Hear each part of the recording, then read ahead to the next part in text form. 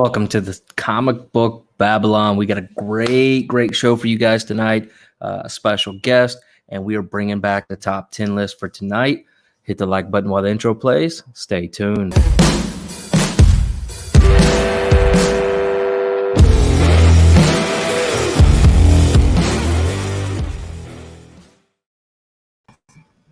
Look at me. I got the big man's chair tonight. That intro, I don't know. I mean, I was back in the seat. I was aware of what was going on. Bro, you were slacking. You weren't even in your chair, and then you were chugging a water. I'm watching the time. Dude, I'm a professional. I do this. I think I already let you know that this week. I do this. Yeah. All right, we'll let you have your spot back. There you go. All right, guys, we're gonna kick off an awesome show tonight. We do have a special guest backstage already, so we're gonna be quick with the greetings to everybody in the chat. Justin, how are you doing tonight? Good. One of us has to wear a nice coat for these interviews. So not yet. Hey, later on. My turn on the calendar. So right on, man. So we do have a new member to the channel. We'll celebrate in just a little bit, but real quick, Dan, what's up, my friend? A member, Nemesis Ram, formerly Fanboy. What's going on, my friend? Mars, hello. Austin LeMay, the one and the only. Wheelchair Superhero. What's going on, my friend? Hope you're doing well tonight. Everybody saying hello to Mr. Wheelchair, Mr. Superhero 87. Legion, what's going on, my friend? Another awesome. Oh, the chat just jumped. All right, so the chat just jumped real bad. Chris, Tosh, Josh, Lost in Comics, Shattered Comics, the Beans family, and Shattered Glass. Chris is in here. What'd he say? Chris who? Mr. Barrett. Oh, yeah, he said champ, obviously, right? Boom. Oh, Lord. Get out of here with that. That's embarrassing. And still, baby. And Hidden Gem Comics and Tapias. What's going on? Michael, hello. Sindan, hello. All right. So like I said, we're going to be brief with the chat on the introduction. So we have a special guest tonight. Yes, we do. Dustin, you do it. You do the intro. So this is his second time on the channel. He was actually the very first time. Yeah. Is this the third? Oh, it is the third, isn't it? Yep, I think it's the third. That's right. It is. Regardless, he was our very first creator to ever grace the channel. And that was because I fell in love with his hit title from Mad Cave Studios, Over the Ropes. You guys hear us talk about it all the time. Writer of Over the Ropes, Hellfighter Quinn, and a bunch of new stuff that we're going to talk about tonight, Mr. Jay Sandlin. Are you not going to bring him on? You had one job. I thought that was you. You're controlling the chat. I mean, what's up, Mr. J? Mr. Freddy Krueger? No, that's not Freddy Krueger. Man, wow. I need to get hooked up on my. You just lost all your cred, bro. You see a hockey mask and you say Freddy Krueger. That is Voorhees, man. This is my son's mask, and I'm shouting out to Joel, who's watching tonight and probably in between video games. Well, shout out to you, Joel. Hope you're doing well, my friend. Only turned 7 years old this month. That's awesome. And he loves some horror. He's a horror kid. See, and that's one thing I am not, obviously, because I just really destroyed that. Only problem is he pronounces it more like whore. So he says it's that Southern thing. He's like, can we watch some horror movies? He sounds like Nemo Ivy. Maybe for your 18th birthday, son. All right, man. So, yeah, huge fan of Hellfighter Quinn. Dustin's a huge fan of Over the Ropes because he grew up on that in the 90s, and we have discussed that time and time again. But for everybody maybe just joining us, because obviously, I mean, we've grown quite a bit since you came on. I think the first time we were awesome. Yeah, so we had a whole new audience. So, Jay, give us a little bit about your background, how you got into writing, and then we'll jump into Over the Ropes and Hellfighter Quinn from Mad Cave Studios real quick. I've been writing, first grade, second grade, and then maybe around 2016 was when I decided to take it more seriously. Try to get down some of the stories. I kind of have, fragments floating around my head for several years. And that's okay. It's a marathon. It is not a sprint. 2018, I won the inaugural Mad Cave Talent Search, and early on in the talks, they mentioned, before they announced the winners, they said some of the subjects we're looking at in this round of releases, one of them is a wrestling underdog story. And we think that you would be good for that. And I was like, well, that's great. I would love to. Out of curiosity, why do you think I'd be good for that? And they said, because we've seen your social media, you seem to talk wrestling a lot and know a lot about it. So I just want to say to anybody that has a passion, if someone tells you that you're just wasting your time on social media talking about your little hobbies and nothing will ever come of it, I say, screw that. I got hired over it. Yeah, right on, man. So, Dustin, you have hopes. Maybe one day somebody will hire you to be something to do with Cobra Kai. Oh, well, we might talk about that a little more later. I've got some Cobra Kai stuff to talk about too. But yeah, I agree. So that became Over the Ropes, which is the 90s wrestling underdog story. I decided really early on, and Mad Cave was just so great to give me free reign in most all cases creatively, working with Geo, one of the editors. Yep. We had a great time and we talked about wrestling. I decided right away it needed to be set in the 90s. That's the time I associate most with it. That's the time a lot of people do. And I really, when I wanted to make the characters for a comic, I feel like if you're going to go in the 90s, you've got to go to those times with the rich and maybe colorful and corny characters in the 90s. So I liked like face painted dudes, and I liked Ric Flair, would come out. I've still got that one in the box. Well, I took Flair out of the box, which is a dangerous thing to do with Flair because he's Ric Flair. Woo!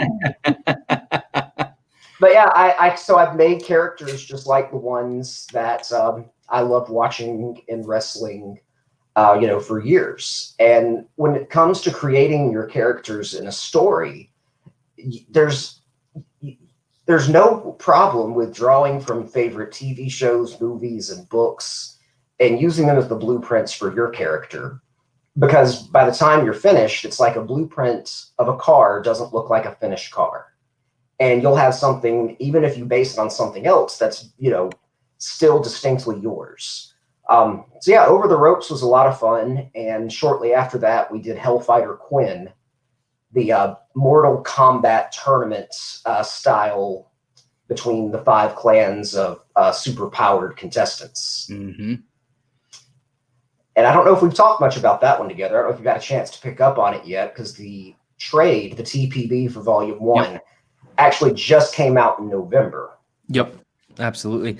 And that Hellfighter Quinn, because again, I wasn't a big wrestling fan growing up, because really I think it was because Dustin just always beat us up growing up, and so that kind of, I'm like, not my thing, that's what But Hellfighter Quinn, on the other hand, definitely was great because it was that Mortal Kombat, Dragon Ball Z type, just it was great. So definitely, if you haven't already, go check it out on trade paperback.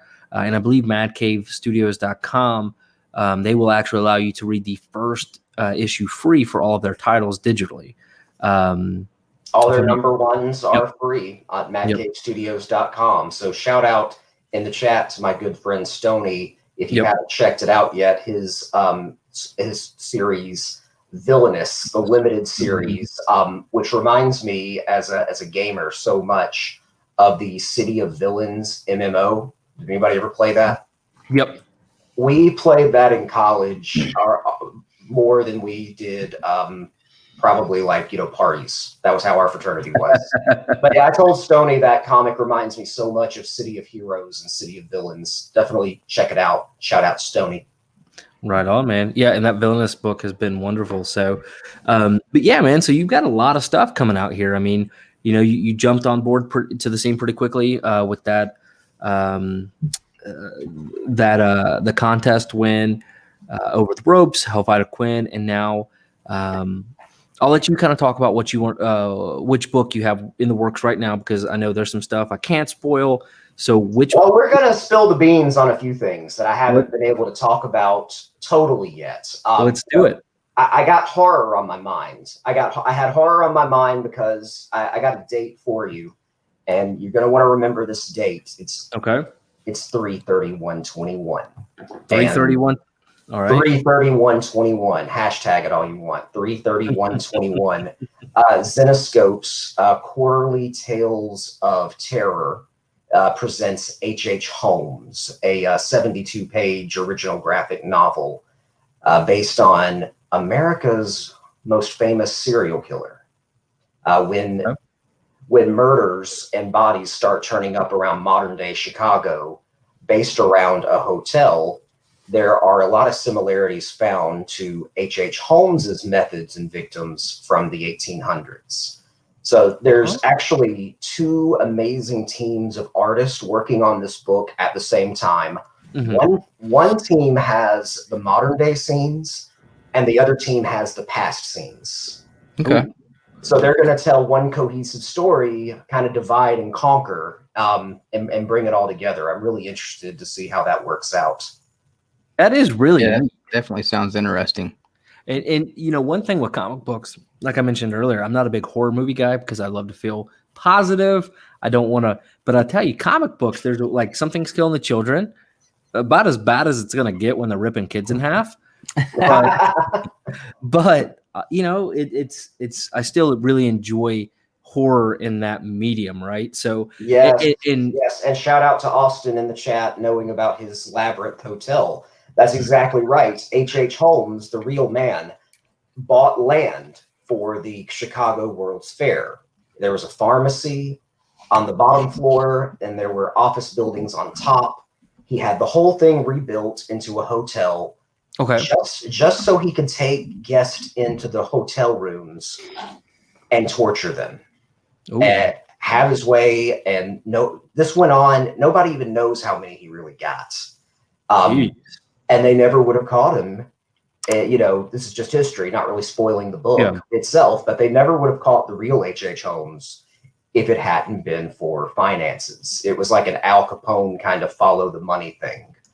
So that requires a lot of research. Yeah, that's what I was sitting here thinking. I have a master's in history, so it's a thing that I like to do. I'm not and it really didn't require as much as you'd think. If you're getting into your research for your characters and kind of get in their head, if it's maybe based on a real life person, kind of take, it's cafeteria style. Take the parts you want, get something that makes sense, and then fill in your own gaps. So there's a modern day hotel set in the regular day, the Gemini Hotel. And when bodies start turning up missing, people start drawing connections and, wondering if it's a copycat or maybe just something else entirely. Right on. That's certainly intriguing because even though it sounds very horror-esque, but the history part of it's what gets me. And that's why I love a lot of the Mad Cave books that like Mark London, for example, does, is because they are, kind of timepieces, whether it's biblical times or like, what he did with Wolvenheart where it kind of jumped around. But this sounds, I love those time period pieces. So I think that'll be neat. I'm excited to see it just as much as you. I've seen some layouts so far, that are just very basic sketches. And that's usually the first step of the production process. We've approved a lot of those, and those will be turned into black and white inks, and then they'll go to coloring. And we've got several, but we had several covers made. I think probably we had to start before the script was even finished. Oh, wow. I know the first 3 covers that were released, had to have at least been started before I finished the script because they did such great jobs just intricately putting them together and taking on the the colors. I really like what they've done so far. Perfect, man. Perfect. Awesome. So, and one thing I wanted to get you to elaborate on is you said Zenescope is kind of changing the way they approach comic books, right? And could you kind of, for anybody that's watching that's not familiar with Zenescope, kind of hit on that a little bit? Zenescope is very well known for having a shared universe based on public domain fairy tales reimagined in some completely different ways. So if you haven't yet, check out Zenescope's Robin Hood, check out their Snow White, Van Helsing. Yep. And a super shout out to one of my good friends, Brian Hawkins. He's going to be releasing something later on. Yep. I'm not going to talk about it yet, but Yeah. so definitely keep. But yeah, what they're going to do is they announced on their website. You can go to Zenescope.com if you want to read about their approach. They're getting a little bit more away from the monthly floppies and going towards stories that you can read in one sitting, volumes for a single sitting. So yeah, 72 pages for this quarterly release. And then there are going to be one shots they release in between those. That'll be in like the 32 page range.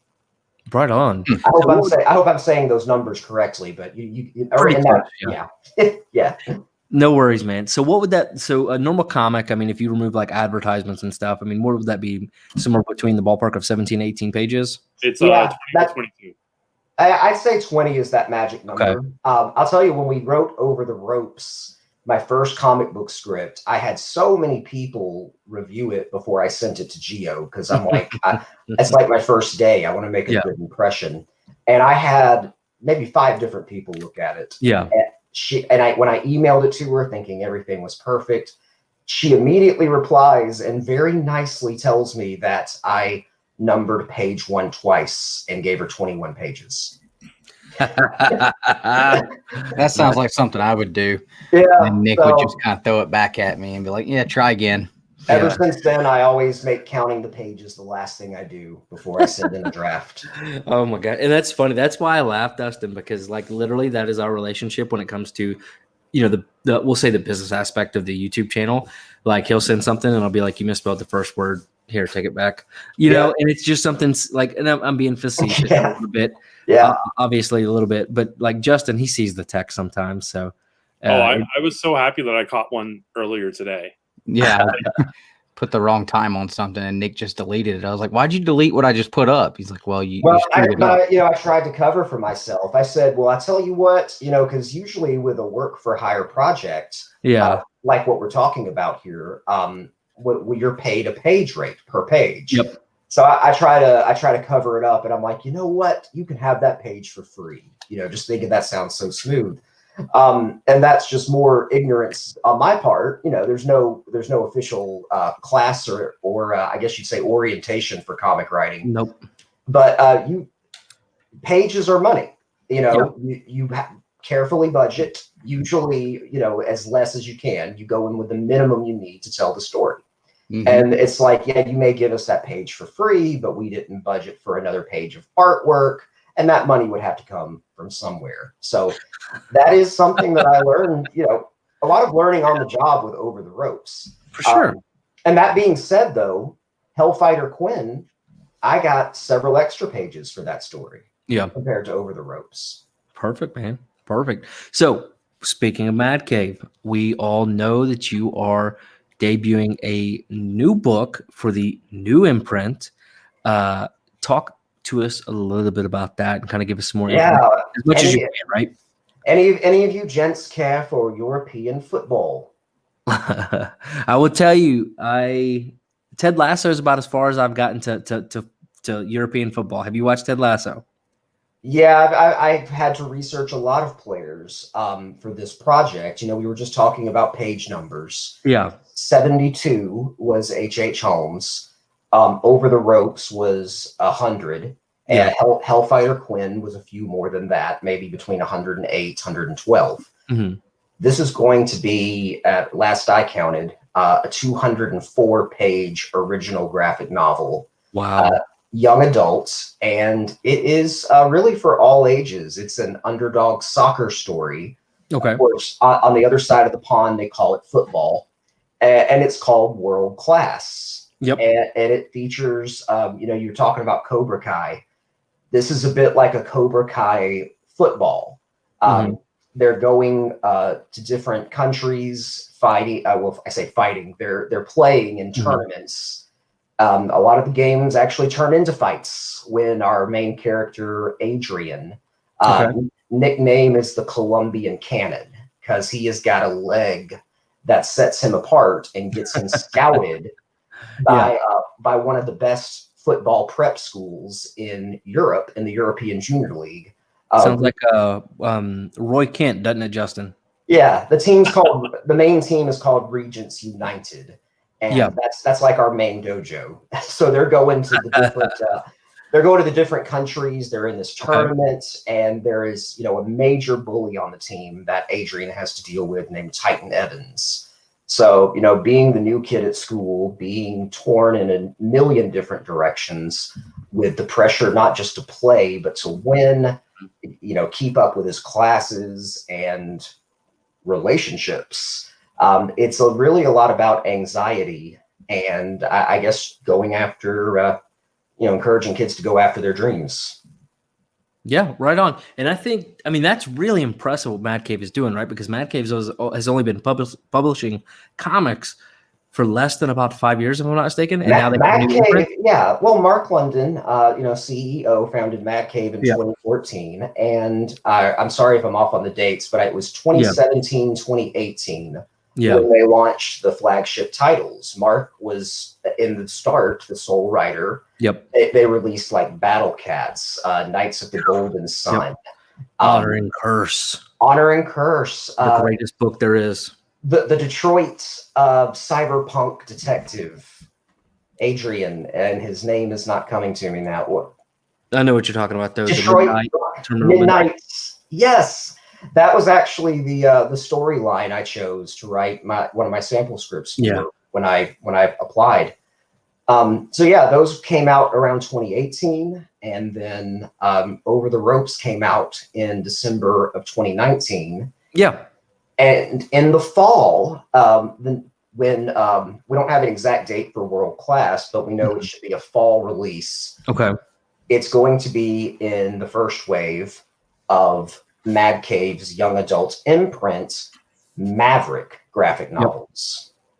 And that's awesome, man, that you were picked to be because they've announced this one, and then is Nottingham considered to be a part of the new? No, Nottingham is still in the Mad Cave line, and Mad Caves, it's a bit like, with Mad Cave, you've almost got your sci-fi, fantasy. Yep. You've got all kinds of genres. Oh, With World Class in Maverick, you've got more of a young adult, all ages genre. Mm-hmm.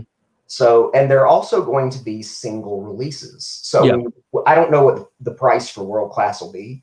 But when you buy it, you'll be getting something like 200 pages of story for one sitting.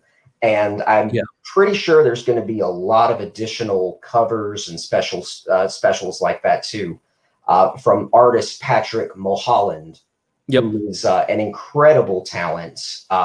I stalk his Instagram all the time, and his anime influence and manga looks for the characters is something that we really went for when we were putting these characters together. We even have little chibi versions of them that pop up every now and then, if you haven't seen Patrick's work with Power Rangers, Boom Studios, he's going to be on World Class coming this fall with the rest of the awesome team. I know that we've got Justin Birch on the letters. Justin Birch has lettered so far every damn comic I've released. So I'm always thankful when I see Justin Birch's name is on there with us too. So people actually do like think he does a good job then. Of course. It's not just him pumping himself up every time we get on here. That's good to know. Time out. Everyone thinks I do a good job except for me. I do an adequate job. I actually, and I'm not just kissing Justin Birch's ass. I just put if you go to my website at jaysandlin.com, where you really should subscribe to my newsletter, shameless plug. I just posted a review of your work in Knights of the Golden Sun 8 and 9, which have been coming out. They're kind of like the second volume or the continuation of Knights of the Golden Sun. And I called out the lettering and really telling the story. Go check that out when you get a chance, and check out those comics for sure.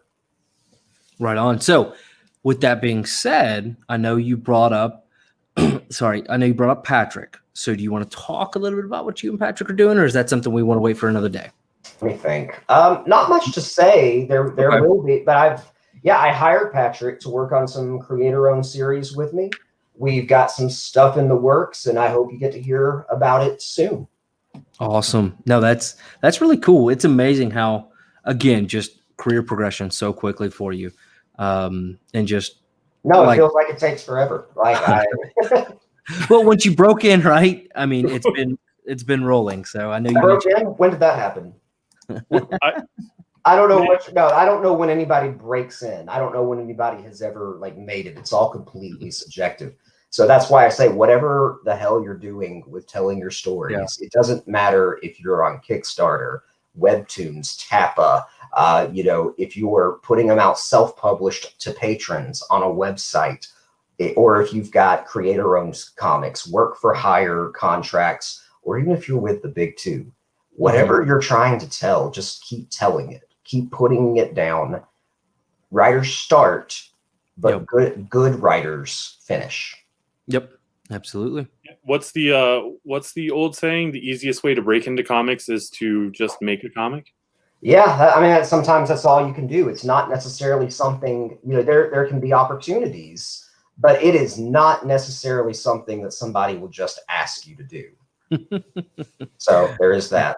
Absolutely. Dustin just texted me. He just lost his internet, so he will be back in just a minute. And the show's already gotten better. It has improved by at least a fourth. I thought it smelled better in here. Yeah. I also need to mention the world class. I mentioned everybody on world class except the amazing colorist, and that's Rebecca Nolte. And she has got such a great body of work that includes Goosebumps. And here recently, it's going to be The High Republic with Star Wars, which I'm very excited about that. So I am looking forward to seeing her in there, and she has done some great coloring on this book. But for sure.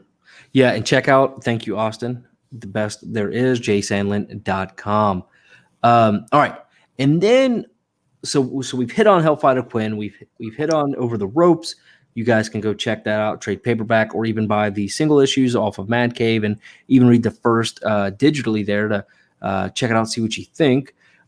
We know you have some stuff coming out from Zenoscope with that 3/31/21, that important date. H.H. Holmes storyline that's going to be coming out. And we've spoken a little bit about what you're doing through Maverick with your new young adult novel. Now, real quick, I did want to point out, I roll emoji. If I'm not mistaken, maybe I missed it, but this is the writer for Nottingham, correct? Am I catching that right? It's what it seemed like. So, and I know we're going to have him on at some point. And I need to reach out and get that scheduled through them. I guess we're fighting over him because I'm going to have him on my podcast before you do. All right, man. I'm going to take all your guests and come. I've got to come back from, I guess you'd call it a hiatus because I didn't do any podcasts before Christmas or New Year's, but my podcast is up and running. It's Geekopedia. And you know how in wrestling, when people do a shoot and just go off script? Yeah. Hey, I'm glad you're back. All right, I got to do a shoot real quick because we mentioned Cobra Kai, and now I'm kind of plugging my podcast a little bit. There's another podcaster out there by the name of Delvin Cox. And Delvin, in direct messages and on Twitter, kind of let me know that he thinks he knows more Cobra Kai and Karate Kid lore than I do. So I'm going to tell Delvin, Mr. Cox, if you have the nerve, sir, I will invite you to come on my show and we will have a Cobra Kai Karate Kid trivia throwdown. I'm taking off my glove and I'm slapping you across the face with it. It's out there. So you know where to find me. Come on and we'll see who's the best around. Right on, man. That sounds pretty cool. Putting the throwdown out there. I mean, Cobra Kai is the best around. There's not a show in production that is better. It's been amazing. It's exactly it's what the Star Wars sequels could have been. It's what the Mandalorian wishes it was. I mean, all right. So Justin, we're just gonna have to put him backstage now. They're talking about a Mandalorian. We can't allow that. Oh no! Just because I got the teams evened up over here now. You say we can't talk about the Mandalorian while you literally have the Clone Wars on over your shoulders. No. I'm saying y'all can't talk badly about our Mandalorian. I have nothing bad to say about it. It's amazing. I'm gonna rewatch it. But yeah, Cobra Kai season 3. If you haven't seen it yet, it was amazing. And soon on an upcoming episode of Geekopedia, you can find those on any podcast app and my website. But yeah, we will throw down with Cobra Kai. If Delvin possesses the testicular fortitude to meet me. Oh my God! So somebody needs to tweet, and I got his Twitter pulled up right here. Let him know. Let him know. I've got. He knows where to find me. At Delvin_Cox. He does follow us, so maybe he is a subscriber. Oh, he loves your show. He is a subscriber. He's got a great podcast of his own that he's been doing for a very long time. Awesome. Shout out to Delvin. So that is that's a throwdown, man. All right. So, and there's one final thing that I know you definitely want to hit on. It is your prose book that just came out in October. And I'm sorry, I thought you were talking about Natalie Portman. Say that one more. I think that one flew over my head, my friend. You asked if there was anything else I wanted to hit on, and I'm really looking forward to Love and Thunder. That's all I'll say. But yeah, I do have some giveaways. I've got some digital copies. Yep. There's another great publisher I've been working with, and it's not just for graphic novels. These are for prose. Mm-hmm. So not going to be any artwork. I've got to just kind of tell you the story with my sentences. So you'll get to learn a bit about what those comic artists have to go through to try to dissect my scripts. Justin knows what I'm talking about. But yeah, available now. We've got an Amazon. It was an Amazon #1 bestseller. It is the horror anthology from Erie River Publishing. It Calls from the Sky. And it's 24 terrifying tales where all the scariness is coming from above. It's stuff from above. So check out all the stories from some really talented international authors, including my story. It's called Hate Sky. And it's feeling even more relevant after January the 6th. Yep. But it's about a right-wing radio host named Willard who pirates a radio signal and gets a new listenership. That's it's just feasting for a piece of them. Okay. Right on. And so what we're going to do, and Jay, double check me here. So your handle on Instagram and Twitter is at Jay Sandlin and then an _ at the end. So that's on both. And I checked that. So all you have to do to be entered into that giveaway, and Jay, what we'll do is we're going to pick 5 people and send them a free digital copy, correct? Correct. I can send it to your email account or a DM or whatever. We'll figure it out. Perfect. So all you have to do, follow our friend Jay on Twitter or Instagram, regardless of what you're on, and create a post using that. I was going to make a much longer hashtag, but then you said hashtag 33121. So that's what we're going with. 33121. That's right. Holmes, yes. And I think that'll be I don't think there's going to be another hashtag out there like it. So use it just like it says on the scroll below, and I'll leave that up for just a few more minutes so you guys can screenshot it and over the next couple of days, follow Jay and put that up there, and we'll give out. Yeah. Did you have the covers still? I think we downloaded them. Yes, I do actually, and I have them uploaded. I'm glad you mentioned that. I was sitting over here typing up the banner. All right, so my bad. That's on me. All right, so Skybook. It calls from the sky. It's if you want to go on Amazon, it's actually available in hardback and paperback, and we'll be giving away the digital copy. But yep, that is the prose horror anthology. Perfect. Yeah. There's a sick cover to world class. Not going to be scary, but it'll definitely have a lot of football tournament action. That awesome cover by Patrick Mulholland there. Yep. And colored by Rebecca Nolte. Mm-hmm. And then the next 3 covers we're going to show up. They're a little bit risque, right? So we don't do much risque except for Dustin saying he's going to buy this Harley cover because it was for the Harley. Well, yeah, these were the covers I mentioned for H.H. Holmes that were actually started and created before the script was even finished. So this is kind of like a Lady Death. You know, that's the idea. No matter, even though they didn't have the script, they knew that death was a factor. That one almost reminds me of like an homage to the case of Cabin in the Woods. You could say that, but it is my absolute favorite. Yeah, that was what it reminded me of. It looks really cool. I like that. Well, let's talk about it. It's my favorite because it is a hotel, levels of a hotel, set in the mind of H.H. Holmes. You see his eyes, but then you see his skull, and you've got more skulls and more staircases descending.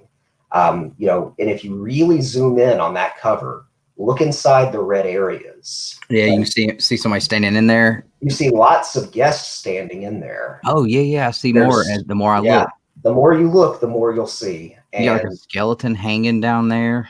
We're gonna peel. Yeah, we are gonna peel back the layers of this guy's mind in a way that I don't think any other, documentary book or biography has done yet. Even though it's a considerable bit of fantasy fiction. Yeah, that's cool. I like that. I love that one. It's by David Seelman, if I'm not mistaken. Sorry if I mispronounced that, David. No worries. We mispronounce people's names all the time. And, do the best you can, throw in that disclosure. Yeah. We apologize. But, yeah, these are awesome, man. And I really do like that that cover right there. So, perfect, man. So, Justin, you always end up having the more profound questions of the bunch. So do you have any now? This is your moment to shine. When you put on a coat and a jacket for an interview, you better come up with some thought-provoking questions. Otherwise, you just look like a fool, right?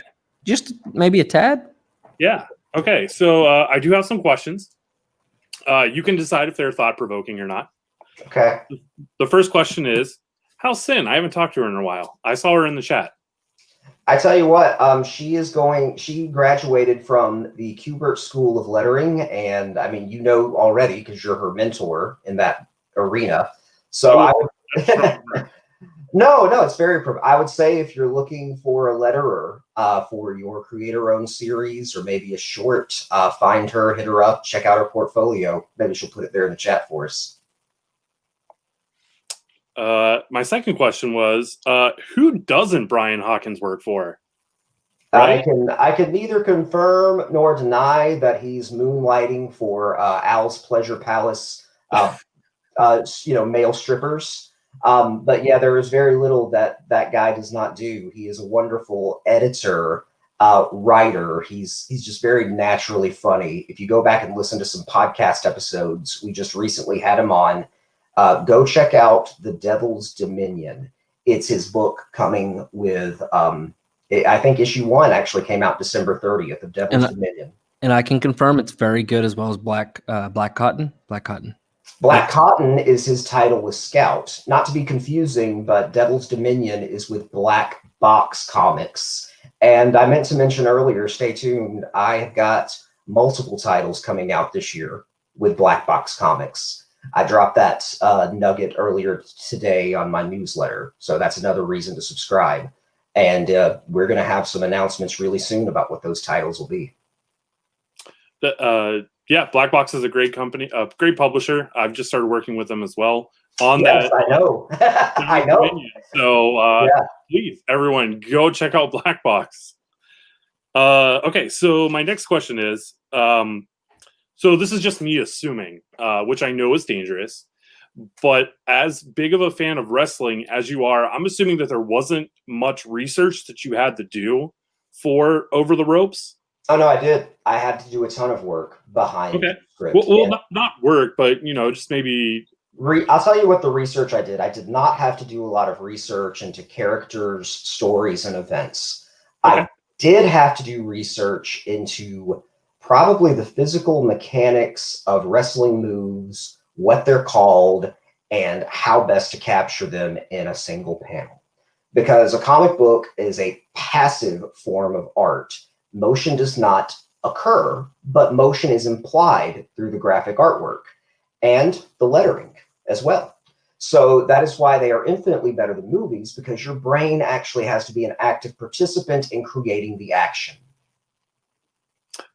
So what was the original question again? I'm sorry, I just went off a total rant. Actually, I'm leading into the original question, so I'm glad that you said all that. What I'm going to say now sets that up perfectly, right?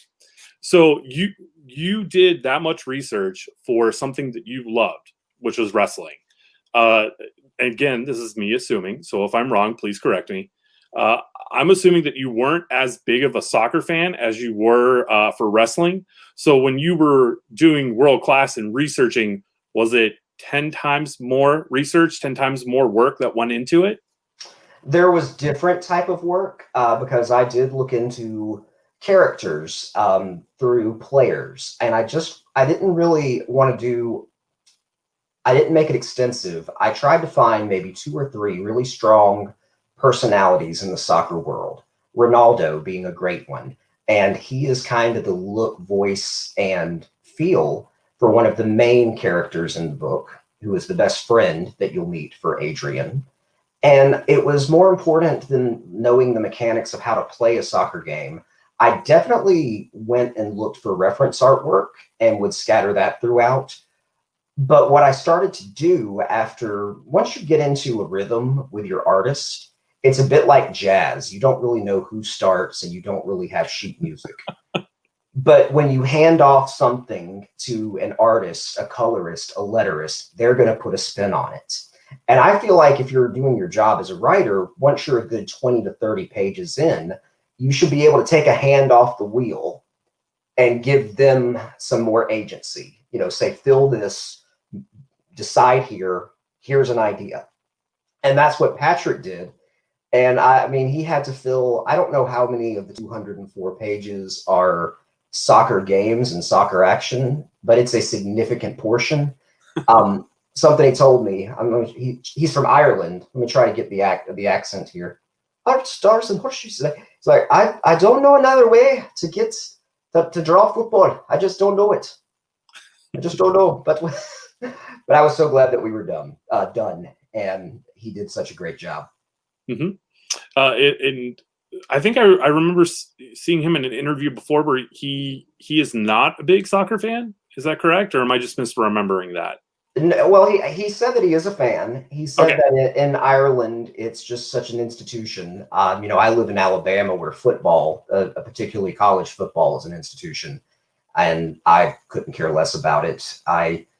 My only experience with soccer was actually being bullied into not playing it. Because the first time I ever tried, somebody just told me to go stand off to the side, and that they would like, we'll call you, if we need you. And then they ran off laughing, and I never played again.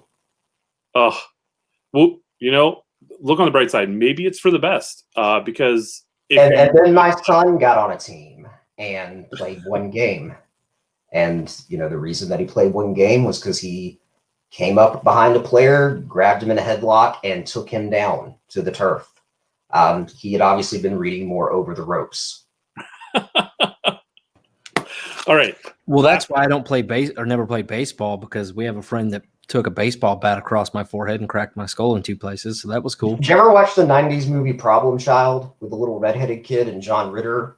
And he plays a game of baseball. Yes. He takes the bat to every base and knocks out the baseman, so he scores a home run. I love those movies. He starts jumping up and down saying, touchdown, touchdown, touchdown. Yes. That's awesome. And that's the line where the Bad to the Bone plays, and John Ritter says, "I've adopted Satan." Maybe I have to go look up that scene. So, yes. All right, Justin. Any other questions? I got one more question and one more comment. The first comment is, I'm saying this to. I'm not gonna this is a inflate your ego comment. Okay. So just what I need. Yeah. So I have to say that working on World Class, it takes me longer than normal on any other book because I find myself reading the script as I'm working and not just working. So take that as a compliment. Oh, Boba Fett appreciates it. Yeah. Thank you. Thank you. What, without spoiling it, what are you liking about it? So truth be told, I'm only like halfway through chapter 3. Sounds about right. This book have chapters. That's another thing I didn't address. And that was not originally planned. They said that these would be single volume releases. But I remember having a conversation with Chris Fernandez and said, what do you think about chapters? And he said, we didn't think about that. And I just started writing it with chapters. And yeah, I think there's 7 or 8 total. Yes, I should know that. That's definitely something I should know. One of us probably should. Last question for you. So you actually have like a normal, regular 9-to-5 day job, correct? I can't talk about my secret identity. Okay, that's fine. But there is a secret identity. There may be. Okay. So my question is, you obviously are doing the writing, as kind of a side gig, as a side job, or a second full-time job. My question for you is just, where do you find the time to do that? Because that's something that I did in the beginning, and it's a struggle. Well, I'm not always the best with time management, but I do try to take it day by day. And what I would say to people is, if you're trying to plan a writing day, experiment and find the time of day where you can make the most number of words in the least amount of time. Because you only have so many creative hours in a day anyway, and you don't even have access to all of those. So if you could find whatever hour of the day you can put away the most words, whether it's a short story, a novel, a comic script, screenplay, try some different times. I found that I like about 10 a.m. to 11 a.m. So if it works out one particular day, I'll make that my writing time. And you'll find also, if you spend time researching your craft, read books on writing. The ones that I recommend, there's a few of them. I recommend Stephen King's On Writing. I recommend From 2K to 10K, a self-published book on Amazon that got my word count up really fast. And the author has a 10K per day word count based on what she did in the book. I also recommend Brian Bendis's book on comic book writing and Grant Morrison's as well. Awesome. That's fantastic. I can't imagine writing that many words in one day.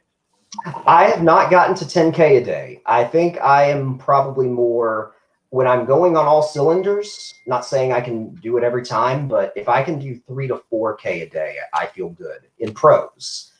With comic script writing, I say 5 to 7 pages per day, maybe in one sitting. If I were to write, man, I think I would use the voice to text function. And I think iPhone or Mac or something calls it the, what do you call it? And I know that probably is super, what generation am I? I'm technically not I don't know, but I feel like that's probably like cheating. But I guess you better just call me a boomer, because I think that if I didn't possess hands, from where the story starts in my head, goes through my hands and through a keyboard, I don't think I could write if I didn't have my hands. And see, I've always been so much of a talker, right? And that's kind of what I do for my day job anyways. That's a whole nother story. But I feel like I was thinking, because I was listening to what you were saying backstage, and the reason we dropped backstage is because it made Justin super uncomfortable to be on the spotlight, and I love doing that. We do that all the time to him. We'll just all drop backstage and just leave him. But anyways, but I was like, how would I do 10,000 a day?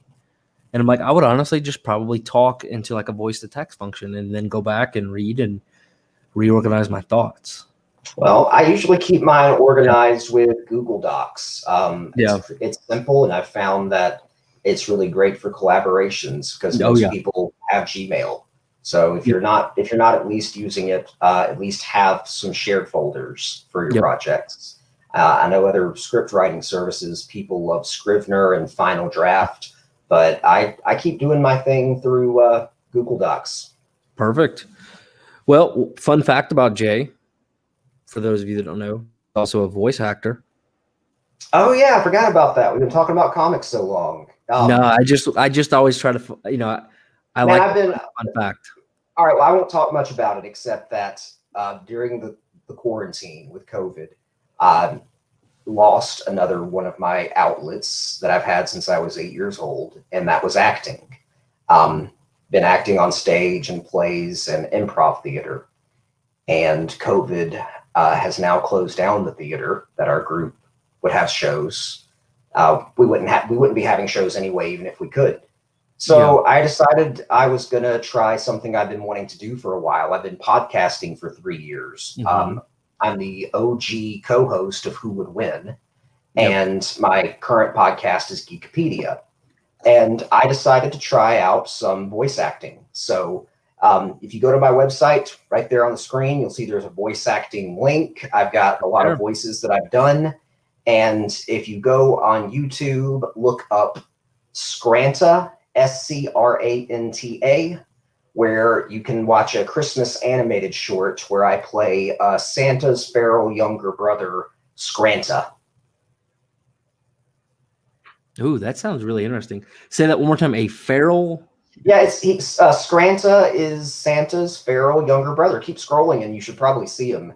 That sounds like a Fred Claus, but just like if Fred Claus was like a feral, like, remember the Wild Thornberries where they had that kid, Donnie? Yeah, there he is. Yeah, he's kind of the Donnie version of Santa. He's Scranta Claus. So I enjoyed voicing him.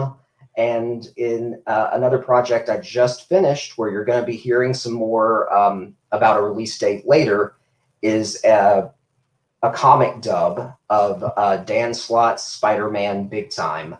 I'm going to voice Colonel John Jameson in that. Perfect, man. Perfect. Well, Jay, is there anything else that you want to talk about? Anything else you want to promote, plug? Now, the floor is yours, my friend. All right. Thank you guys for having me. Let's do it again soon. Thank you for joining in. If you will, follow me on social media at Jay Sandlin _ Twitter, Instagram. And if you will subscribe to my newsletter, you'll get all the first notifications about new releases. Remember 3/31/21. It's H.H. Holmes. It's going to be World Class, the football soccer novel coming this fall from Maverick. And even, we'll find out if there's a little more. I mentioned some other books with Black Box. And if you want to win a book, get to me on social media for your copy of It Calls from the Sky, digital copy for you. 24 terrifying tales from above. Yep. Right on, Jay. Well, we certainly do appreciate your time. We appreciate you coming on. And if anybody has any questions for Jay, he is on Twitter, and I believe we spoke before the show. That's where you're most active. You also have your Instagram. And Instagram, yeah. Yep. So, and obviously go check out his website that I was showing off, sign up for his newsletter, and go listen to some voice acting clips, because I listened to those a couple of days ago, and those were pretty neat, man. I just realized I was on mute. I'm sorry. If you'll subscribe to my newsletter, I even gave some advice today on where I've been going to get these parts. So if voice acting is something that you want to learn more about doing, go check out that latest newsletter. Yep. Right on, sir. Well, Jay, thanks again. Justin, Dustin, any other questions? Yeah, thanks for coming on again, man. And, I appreciate you coming on the first time you did, man, because that kind of gave us the confidence. Reaching out to a creator at that time was a little bit nerve-wracking, but when you agreed to come on and hang out and talk about the books, that gave us the confidence to start reaching out to more people. And you'll continue to have even more creators. It's going to be there's going to be people with higher profiles. Your subscriptions are going to grow. It's going to be a great year for the Two Brothers Comics, and I'm going to have you on my show soon too. And let's do this again. Absolutely, man. We appreciate that so much. Absolutely. And now we're hanging out with Justin. I mean, you say it. I'm just kidding. Jay, thanks, my friend. And there was one other question I thought I was going to ask you. I don't know. But anyways, you and I will connect on kind of when we give out the giveaway and kind of the best way to do that. But again, just follow him on Twitter, Instagram. Just create a post using hashtag 33121. Just something relevant to Jay, some form or fashion. And of course, go check out Mad Cave Studios. They are, a partner of the channel, and we can't enough for everything they've done for us and everything they've done to help give back to our subscribers. So, Jay, thank you again, my friend. Have a great night and appreciate your time. 33121.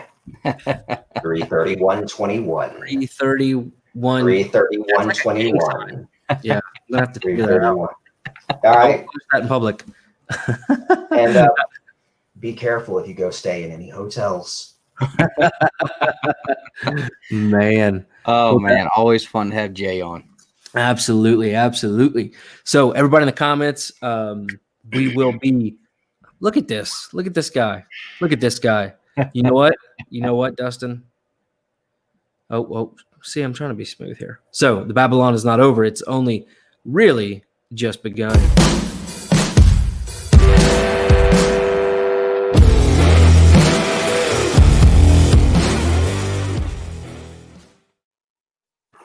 All right. So we've had a bunch of people jump in since the first shout out. Just going to run real quick. We got Tapia hanging out. What's going on? Paul Brown, Lost in Comics. We've already been talking to Stoney on here. We got Tosh hanging out. What's going on? Raider Bear Comics. I believe he's over there in Wax City, Australia. Mr. Josh Olive, what's going on, brother? Was just talking to him before the show. Hidden Gem. We have David, who we will be definitely getting in touch with, having here on the show for sure. Vincent McLean, what is going on, man? We got Dewey Day Trader hanging out. Austin LeMay, we talked to. We've got Sin. Hi, Sin.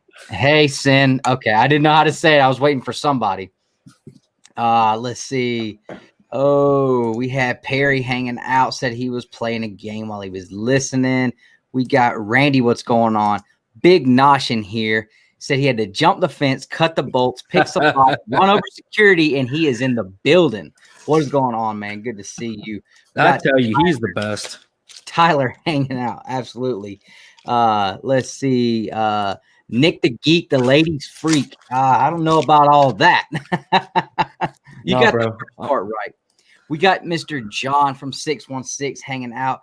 Brother, we appreciate it so much. We did see it. We were just trying to make sure we gave Jay his spotlight. But, man, we appreciate that so much. So much, man. Thank you so much. And we have a big video coming out very soon talking about 616. Yep. So another partner of the channel. And he's making sure that you guys are taken care of on that bro box. I'm telling you that.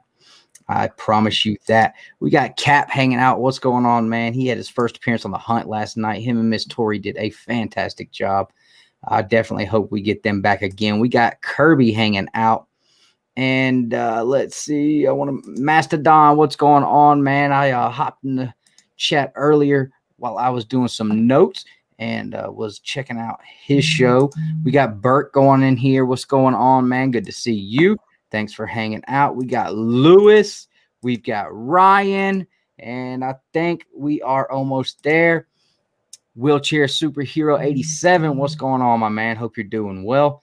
And the King Bean is here. We got Eric Gonzalez. What's going on? I do believe the guys are going to get into WandaVision a little bit later on. So make sure you check. Hang around and check that out. And Ed, what's going on? So, guys, what's up? Did you hit up Mr. Superhero 87? I certainly did. All right, just making sure you hit up him, Lewis, everybody. We got Tosh. Better. We got everybody, man. I was trying to be quick, trying to be fast. We got them all. Thank you, Austin. Austin's dictation. Yes, thank you, Austin. I know he look, if he's still watching, I know he thought I was stupid when I said that, but legitimately, I think that would be very useful. just putting it out there. Oh, man. So CBCS is better than CGC? Yes, no. We don't know yet. We will see soon. We're going to find out, though. We're going to find out. The standards bar set low. Speaking of which,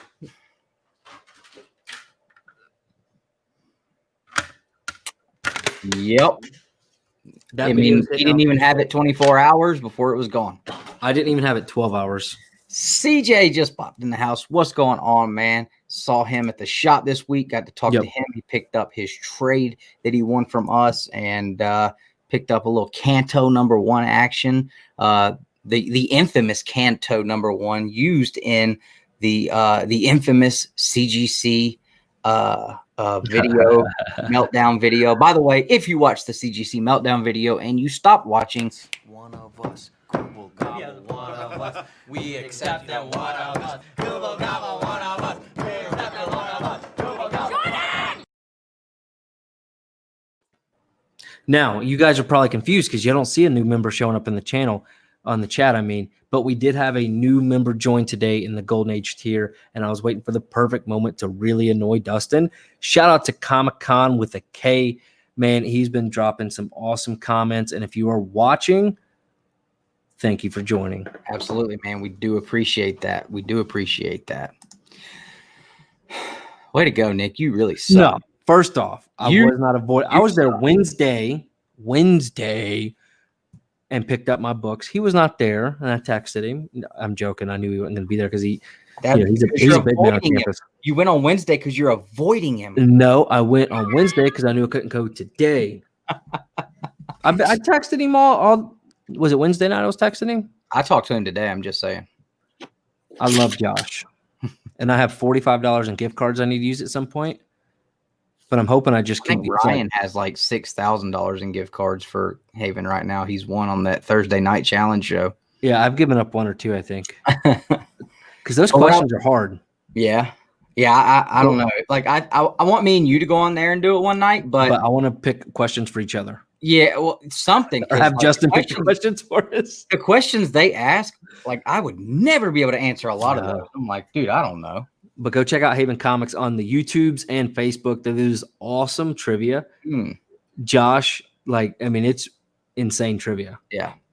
Well, what I was saying though is if you tuned out of that CGC video, when I just got done opening the books and having my little tantrum, you missed the meltdown. So go back and watch the end and you'll see what the actual problem was. That's what I'm just trying to get that out there.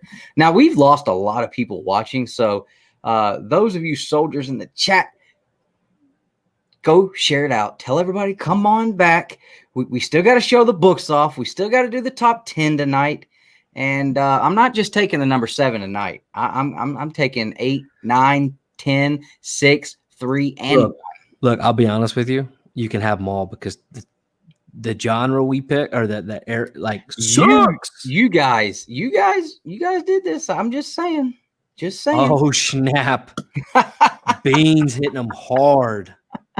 And I was about to shout out Beans. I hope you're doing much better, my friend. You seem to be like you're doing better. But Beans, another member. What do you this guy's a member, but it's under a different account.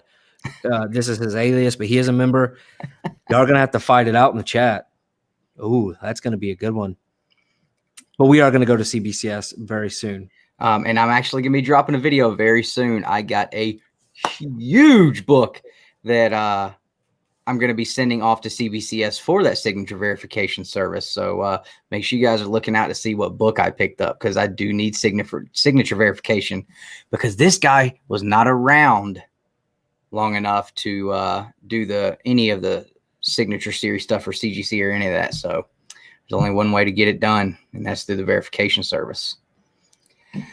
But step up to the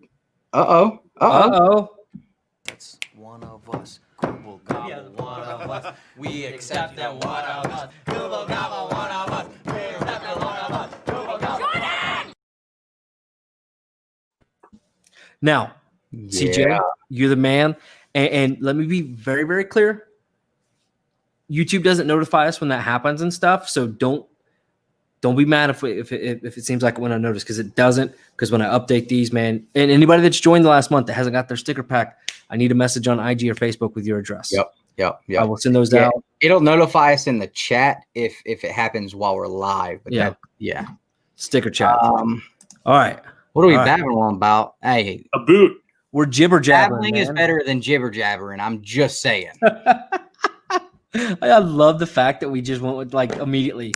Dustin and I swear to God, we are just awful people. Not awful. We're smart at. Man, I got to Go ahead. You already said it now. No, I said I did cuss in that slab video that's coming out Tuesday. I know. I'm just going on. I didn't mean to. Hey, y'all have an internal debate here. CBCS and CGC. I'm down. All right, let's move on because Justin looks like he's bored and his hair is growing grayer by the moment. And not grayer. It's more brown, isn't it? Nah, it's pretty gray. Oh, no. It's super gray. Oh. Yeah, he's definitely got the silver fox look going on.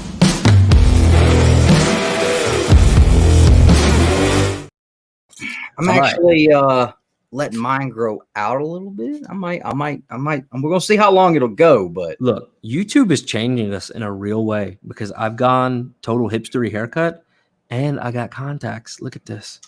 Yeah, I'm not doing any of that, but I considered letting my hair grow out a little bit and try to style it up, but we'll see if it lasts more than another 2 days. So. Nosh, swear to God, Nosh is the man. My wife can always tell how bad of a day I've had based upon how high my hair goes when she gets home from work. Yep. Because you just do this all day? Because I'm just like, what is that? Hey, Beans, let me know. It says it delivered. Let me know if you guys got it. Oh, you mean this? What is this? Nice. Oh, no, it's just the first printing. It's not a big deal. Oh, don't worry, I got one. and it was only like $15 too. No way. $15, little man. Put that in my hand. Look, that's pretty damn killer. I will tell you that because Justin's getting it. I paid cover price for mine, which is still a great deal. So where did you? Oh, I see where you found it. Oh snap, dude! I've checked mine. I've checked mine for like months. You'll never guess where it was at. Where it was in the Marvel Comics omnibus bin. Not even like the hardcovers, just like the BS trades, sitting there like this, and this thing is in perfect shape, dude. That's awesome. I mean, not a corner busted on it and read it, dude, because that one. Yeah. Like I'm starting volume 2, and the Cerebrus content in there, I'm not like super high on that, but that volume right there is super cool, man. It is super cool. Awesome, man. Good deal. I'm glad y'all got it. It was everything safe, Beans. I know I overpacked it, and I think I put plywood in there too. I've been shipping out comics with plywood in the Gemini shippers. That's next level. Dan says he sent his address on IG for the Mad Cave box. Do you need it again? Go ahead and just send it again, man, just so it's fresh. No, hold on. Let me see. Uh-oh. I'm just trying to make sure I did it right. Let me see. Well, while he does that, Justin, what did you pick up this week, bro? Well, starting off, I'd like to show off my pizza Spider-Man shirt. Check that out. Oh, look at that. All pizza toppings. Yeah. The subpar superhero. Oh, Dan, the thing you won, the Mad Cave thing, was the copy of the honor and the copy of the honor and curse you got. You posted on IG, so that was already shipped off to you with the 616 exclusives I threw in there for you, man. But what is going on? So that was what you won for commenting on a Mad Cave thing. Thank you, and we love you. Perfect. But let me know if there was any confusion there, Dan, because I want to make it right, and we do appreciate that. Okay, where was that? Oh, I was showing off. Why is Justin big? Nobody even because he was about to show what he picked up this week, but I started, man. You can't remove. Well, you started doing something else. We got to keep it going. People are gonna just roll out. No, it's good. Because I got a mystery box that I was waiting on for 2 months. No fault of this guy's. It was all USPS, and I will back this guy fully 100%. USPS was late by like a month and a half. And he offered to I'm not going to say but basically he offered to make it right, even though none of it was his fault. That says a lot about somebody's character. So I'll pop that open. And we showed these off earlier in the week. Knights of the Golden Sun. That's the one per store retailer. One per store, seven secrets, which was like, dude, they just They blasted in this issue. It was crazy. Origins, Darth Vader, which I love Darth Vader. Red Mother, I need to read the last 2 issues, but that has been a wonderful one. And then Pantomime, which is a Birch book. That's what I'm talking about. Now, you may show you.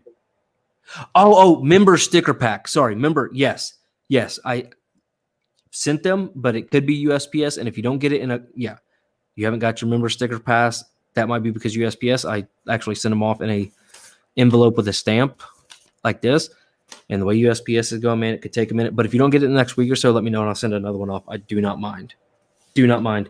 Now, Mystery Box, Million Comics. He was running a thing where you could get a 9/8 Star Wars 42. So what do? I go do it, right? Because I'm a fool.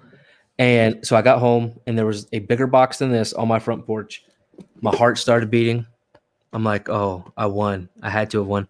There's no way anything but the slab came in that. I didn't win.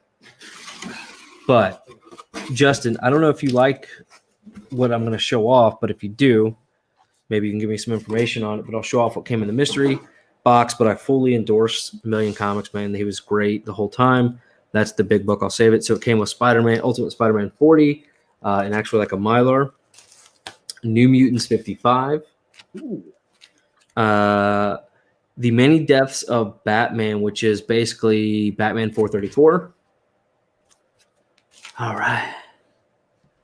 And then X-Men 3, the official Marvel Index to X-Men, number 3. So that's pretty cool. But then this is the big book. I know nothing about this. And it's not like my cup of tea. So first dibs goes to Justin. And then if anybody's watching and they have interest and want to make a deal on it, reach out to me on IG because I'm totally open to that. But it's Rick and Morty featuring Pickle Rick. Or presents. I was curious why you didn't give me an option to maybe jump on it, but yeah. But it's Rick and Morty presents Pickle Rick at last. Pickle Rick meets Jaguar, and it's a Oni Press 20 Years of Comic variant for issue number 1, and it has a price tag of $70 on it. So I'm assuming like wherever they sold it from, but this thing is like perfect.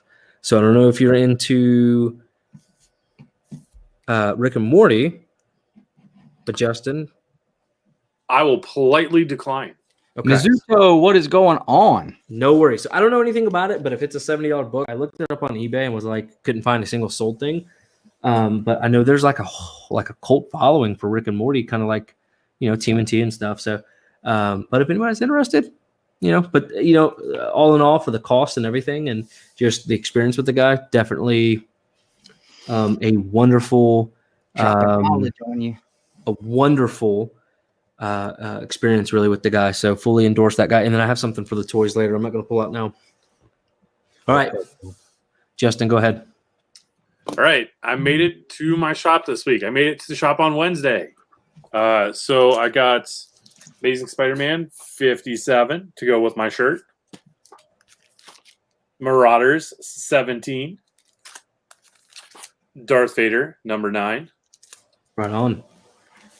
Sword number 2. I think we're going to be talking about Sword a little bit later, so stick around. That was the only big 2 books that I picked up, was those 4 books. The rest is all indie stuff. We've got Man's World number 1 from AWA. Homesick Pilots number 2 from Image. I had to drop that one. I actually really dug number 2. Erratic number 2. This was just kind of like an impulse buy. Space Bastards number 1. Yeah. 7 Secrets. I don't know what issue number this is. 6. My shop didn't have it last week, but they got it this week. So Scout's Honor number 1. And these are all books that I worked on. So they're all Birch books. We got Bleed Them Dry number 6. Pantomime number 3. And Knights of the Golden Sun number 9. Right on. Come on now. Didn't you get more this week? Oh no, you already had Thrawn. Hey Vince. Oh, the novel. Yeah, I got it for Christmas. Vince, it's up to you, man. If you end up getting that Rick and Morty from him. He's supposed to be sending some stuff my way. What, this coming week, Nick? Yep. I can hold that package I have for you until I get that book from him if you want it, and throw it in there so you don't have to pay extra shipping on it. That's up to you, man, if you end up getting it. All right. Do you want to talk some Thrawn later? Because I'm all about Thrawn right now. Oh man, I haven't read it in a couple days, so I'm still like halfway through chapter 3. That's fine. We can talk a little. Up till that point. Yeah, it's cool. She full, boys. She is full. Got some good stuff this week. Ooh. Oh, there's one thing I forgot to pick. I got. Oh, well, it must not be that important. You forgot it. Your time's over. Got a little sample thing here from Bad Idea publisher that I think they're going to do some interesting things. Awesome. That's all I have to say about that. That's all I got to say about that. We actually have a little bit of information on that to drop this week, so stay tuned. We're going to try to get that out to you guys ASAP. All right, so I picked up, of course, my Vader issue 9. I got the Ha issue 1. Cannot wait to get that 616 exclusive for that. Bar none, the coolest exclusive of 2021 so far, and definitely sold out too. Not sure about this. I should have put this in my little $3 bin sale today. Oh well. This was something I guess I ordered a while back, but it was in there, as well as this, which I actually did like the cover for this one. So that does look good. Yeah, I mean, if they would take the gold beak off of his helmet, it would be pretty much a perfect cover. So, and then that was all for the new comic book day. But I've got some really cool stuff here to show you guys. So, first appearance of Slash, and this is a minty fresh copy here, which means it's probably about a 7.5 apparently, because I have no clue how to determine a grade on a book. Then I got, now you guys saw on Instagram, Nick opened his and it was destroyed. Big brother had to step in and take up for little brother. And I emailed and spoke to the people who were selling this book and demanded that they adjust how they ship their books, replaced my little brother's books, and make sure mine got to me safe and sound, or else. What happened? What happened, Nick? They took care of all of that. And I got my Adventures of Jimmy Halpert comic book 100% non-damaged. They bought the Gemini mailers I told them to use, and they made sure it was perfect, man. They had excellent shipping this time. So I was very, very happy with that. And Nick is now getting a replacement copy as well. And you are welcome, sir, for that. Look, you had to do that because I'm not an emotional person, but I do get angry. It's stupid. And I never even responded to that last email because of I'm that your big response. brother, okay? That's what I'm here for. I'm here to I'm pulling up the IG you. video. I'm here to protect you and make sure you're taken care of and that you're safe and that people do not take advantage of you. That is my job. Y'all want to see the worst shipping in the world? Give me like 5 seconds to pull up this IG video while Dustin continues. Now, this is probably one of the most exciting things I picked up. And Nick, if you'll remember, back when we were selling books on Facebook, we had several people ask for this book, and we could not find them at a price that was reasonable. And I guess what it is. I got 2 of these at a great deal, and it was an eBay purchase, but Street Sharks issue number 1, volume 1. You can laugh, you can cry, but you should be oohing and on because these are hard to come by. And they're usually a lot more expensive than what I paid. But if you're a 90s kid, you know what I'm talking about, man. You know what I'm talking about. Street Sharks issue 1. I might let one go, but I'm not sure yet. I didn't mean to share that yet. Sorry. And then I got a few books from my man Ryan, Comics and Death Metal. And I did an unboxing, and that should hit the channel soon if it hasn't already. Yeah, it hasn't. This awesome Red Skull cover. he sent me this awesome Civil War Captain America tie-in. That is just great. This fantastic Death of Captain America issue, Civil War epilogue. Great book to have. Great book to have. Cap dies, so you know something's got to happen. And what happens? Bucky takes the helm with this awesome Alex Ross cover. Man, this is the variant for 34. Super, super cool book. That one almost made my list. Spoiler. Almost made my list. Your list is gonna suck, bro.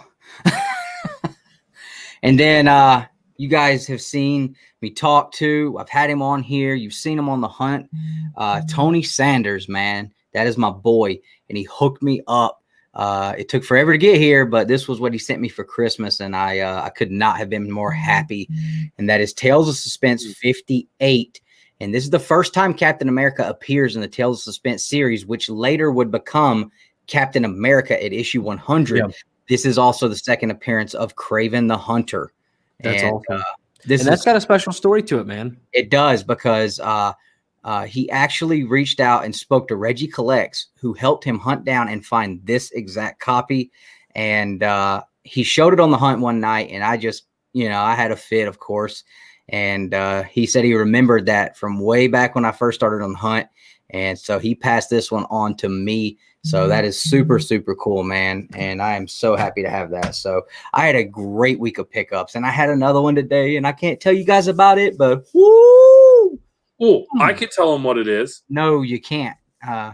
You definitely can't. All I'll say, well, sure as heck is it Submariner lot. It's not the Submariner number 7 or whatever. I don't even know what I bought. Do you understand how funny that was today? Oh, actually, I picked up. Hold on. Let Justin speak. Oh man. So what happened? I sent a text to Dustin immediately and was like, I knew you were going to bid on that lot. And then what happened after that? Nick came in and bought it just because. Yep. And I told him, I said, that's fine, because I'm not paying him for them now. He's just going to have to love those books. And it's so funny, dude. I was not even going to bid another $1.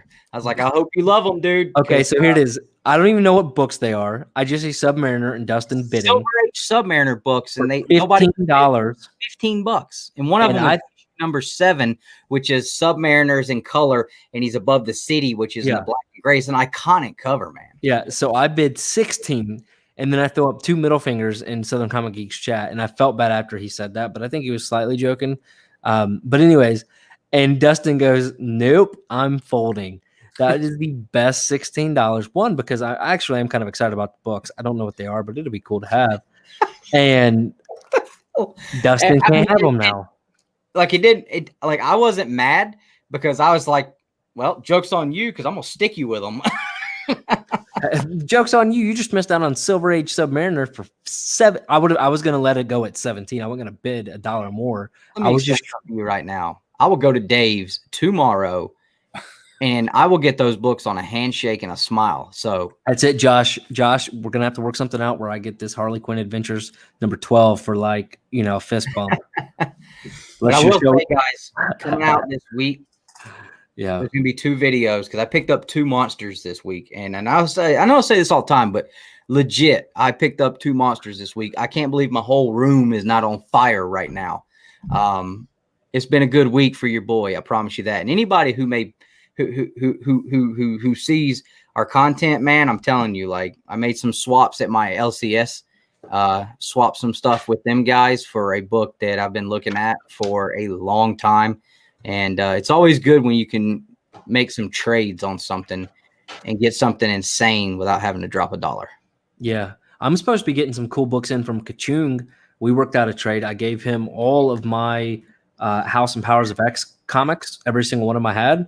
I had my phone sitting here, and it was on vibrate. You see, look at Josh. He's helping me out. He said he's going to give me Batman Adventures 12, the first appearance of Harley Quinn, and I think a 9. Is it a 9.6 up there, Josh, or a 9.2 or 8.5, something like that? It's like $1,000 book for a fist bump. That's what I'm talking about, Josh.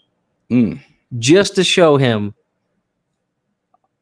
Look, I know you live out there, but I'm telling you right now, than Dave. I am Josh's boy. All right. I'm just saying. No. Let's see here. I'm saying, right? I'm telling you. Hold on, let me show this off real quick. So this is the I don't shipping know video. about that. Y'all, and I'll show off Yahweh's video too. Man, Wheelchair Superhero, any Captain America book is sick, man. I'm just telling Sure. you. All right. So this thing got 466 views. I should have put it up on the tubes. I was mad. Not to ship comic books. Let me know if y'all can't hear this. In a plastic bag Can y'all hear it? inside another plastic bag. Inside free priority mail. Justin, can you hear this? Mm-hmm. Okay. Nothing. I can't. That's why. I was, guys, but the I was comic like book next and a level bag on pissed. board, the Oh yeah, note I was too, because I literally before we dropped the video, Huge. I ordered this book. Yeah. I mean, you just went to the USPS, And got I that immediately comic reached book out in to there, him, and put it in the I went leaves. all the way No off. protection, I mean, I went all the way Yeah. off, and I explained to them, charge you were- $10 to ship it. you're still playing. $10. Oh, okay. Well, give me a sec. Well, so, and I don't want to harp on this too much because it's not like the end of the world. I mean, it's fine, but charge $10 for shipping. I say, hey, if you're going to charge $10 for shipping, at least don't use 30 cents worth of packing material. And that's then what I a told him. free mailer. And then his response back was, actually, you pay for gas, shipping materials, and actual shipping cost. I'm like, dude, just charge me $1.50 since you're stealing free shipping stuff, and we'll call It's it a not day. stealing if it's free, Nick. Come on. Well, But- no, USPS says you shouldn't use that crap in that manner. So it's Right. theft. And like I think it's fair to say, I He made it did right. blast them hard on the email, and they fixed it. They're now have Gemini mailers on hand. I explained to them how the books need to be prepared before they go in there. Mine came perfect. Nick's is getting replaced. All is good. And so we definitely encourage you guys, if you are a fan of The Office, definitely, check it out, man. They've got several different books on there, and their shipping has definitely improved, and it's under control now. So, yes, we're going to bring things to the light when it ain't right. But I was we mad. will, Anyways, we will definitely, applaud when things are fixed and admit that, hey, you screwed up, you fixed it, all's good now. I would order another one from them. So they were very responsive. So everything's cool. Nick will have a new one coming in soon. Just so you know, Nick, just saying. hold on. Brings you anything? What did I say? I brought this one. Oh, no. Oh, okay. No, So, I was talking about I swapped some stuff out of my LCS for that book I got this week, which I didn't even tell Josh I got. And I think Josh might even jump up and down about that one. I think Josh will be excited about that one. okay, so two things. One about the thing you got. I was going to show off the Yahweh video, but he says exactly what it is you got. Don't put that up. But Ryan, I agree. I know. And then Ryan, I'm a one and done kind of guy, man. So you have one shot, one opportunity, and no, I'm good. Not when your response is, well, you're paying for gas and shipping material, and the shipping material. And I'm going to stop. I took care of them when they said that too. Well, but anyway, so do you want me to show off this Yahweh video? Because it says exactly what it was you picked up. And I thought it was funny, but I don't want to put it out if you don't want people to see. However, everybody that is a part of your program can see his Instagram too. What are you talking about? Your pickup today from Yahweh? Yeah. He says what it is. Yeah, and that's fine. I mean, Can I show the video or no? no. Okay. And Beans. So, We'll show the video after okay. we'll show the video next week after the video drops. all right. And then Beans, man, I'm trying to move these Batman damned so I can get this. He's selling out from under me. You ain't right, Josh. Josh is about 7'9", dude. But Josh, I got a bunch of stuff I'm trying to move. If you legitimately want to see them, I will show you what I got. It's all junk. No, it's not junk, but I know he's probably got it on his back issue bins. Let's be realistic. I'm sure he does not want. I'm sure he does not want stuff, man. Yeah. And I'm pretty much weaning out the Power Ranger stuff in my collection, except for probably about 20, 30 books at the most. So, Hey, stuff I moved out to my guy up there at the shop too. Yeah, so I have both sets of them listed right now on on the IG for 115. It's I not told- on the cover. Wouldn't that be a variant? but I told Legion I'd do because he wants just cover A and B, even though they're basically they're selling consistently for like $50 a piece. So I put them up there basically for $50 a piece, and then you get the other ones for free. But I offered him for 80 for both. So if that's something like you want, but I really do want to try to keep them together and just move them at one time. So we can talk about the IG. We're not selling comic books tonight. We're babbling on. So let's.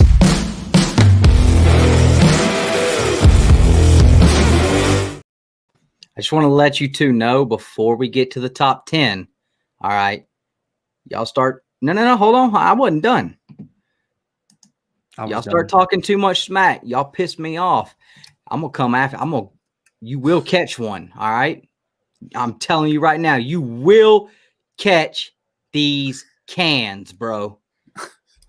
Okay. So I purposely avoided all references to that because I think it's like overwhelmingly stupid. Dude, memes have been funny though. I avoid Facebook like the plague.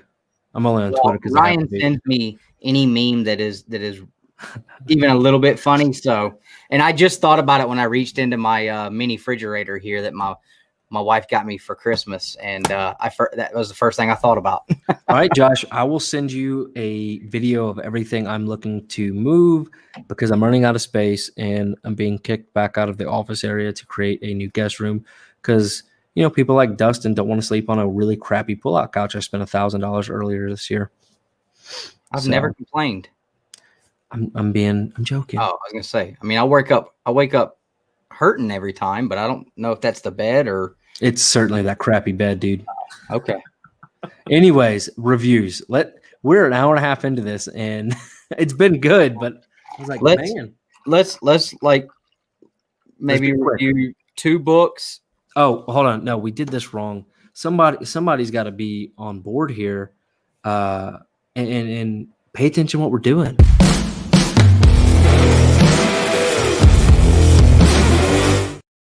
We didn't even do picks of the week. Oh yeah. All right, Dustin, you go first. Make it quick while I fix my Star Wars. Real quick, I'm gonna go. Read of the week. I only read one. Haha. Not sure how I feel about it yet. We'll get into that. And cover of the week, I'll keep it to a new comic book day, and I'll show some love to Power Rangers since I've been hating on them for 6 months so hard, and say this was my cover of the week. I'll admit that's a dang good cover. I just hate this beak they put on the green helmet. If they took that off, like I would be in it. I'd be down, but I can't get with that new helmet. Dustin be down to clown. All right, Justin, your picks because Star Wars stopped playing on my thing here. Okay, so for me, my read of the week was Scout's Honor #1, but it came out last week, so it doesn't count. So my official read of the week, book that came out this week, Man's World, AWA #1. Cover of the week, let's go with the Birch book. We got Knights of the Golden Sun #9. The artwork in there is so gorgeous. God, it's good. Nosh, brother, we will talk to you later, man. And jeez, Nosh, to you this week, man. It's coming. That's right. I'm so pumped we were able to make that work out, man. Yeah, for sure. I felt so good about that today. Also, while I'm thinking about it, Wheelchair Superhero, brother, if you're still watching, I do have your package ready to go. However, it's going to be a little bit of a delay because the other guys here are going to send some stuff to throw in there as well. So it's going to be a little bit of a delay, man, but your package is coming still. So just wanted to let you know. I didn't want you to think that I was holding out on you. All right. Yes. What Dustin said. Sorry, I don't know. I don't know which one I want to pick for my read of the week. You tell us to hurry up and be quick, and now you shut don't. up. Nobody even likes you. Honestly, I think I'm going to have to go here, read of the week. I mean, God, this thing, it hit so hard at the end, and it just, boom, it wrapped up that arc quick. But I really love this book. and it's getting emotional. So if you're not reading it, read it. But then also, Darth Vader, man, I loved it. I loved it a lot. So much love. I don't like this cover. No, not that cover. Where'd it go? I don't like this one, like everybody else said. So I'm gonna go with cover of the week. Honor and Curse issue number 8. 7. Wait, wasn't that last week? I don't care. It's the best book out, bar none. Go buy it so I can get more of these. Totally selfish. All right. So that was our top picks. Cheers. Cheers. And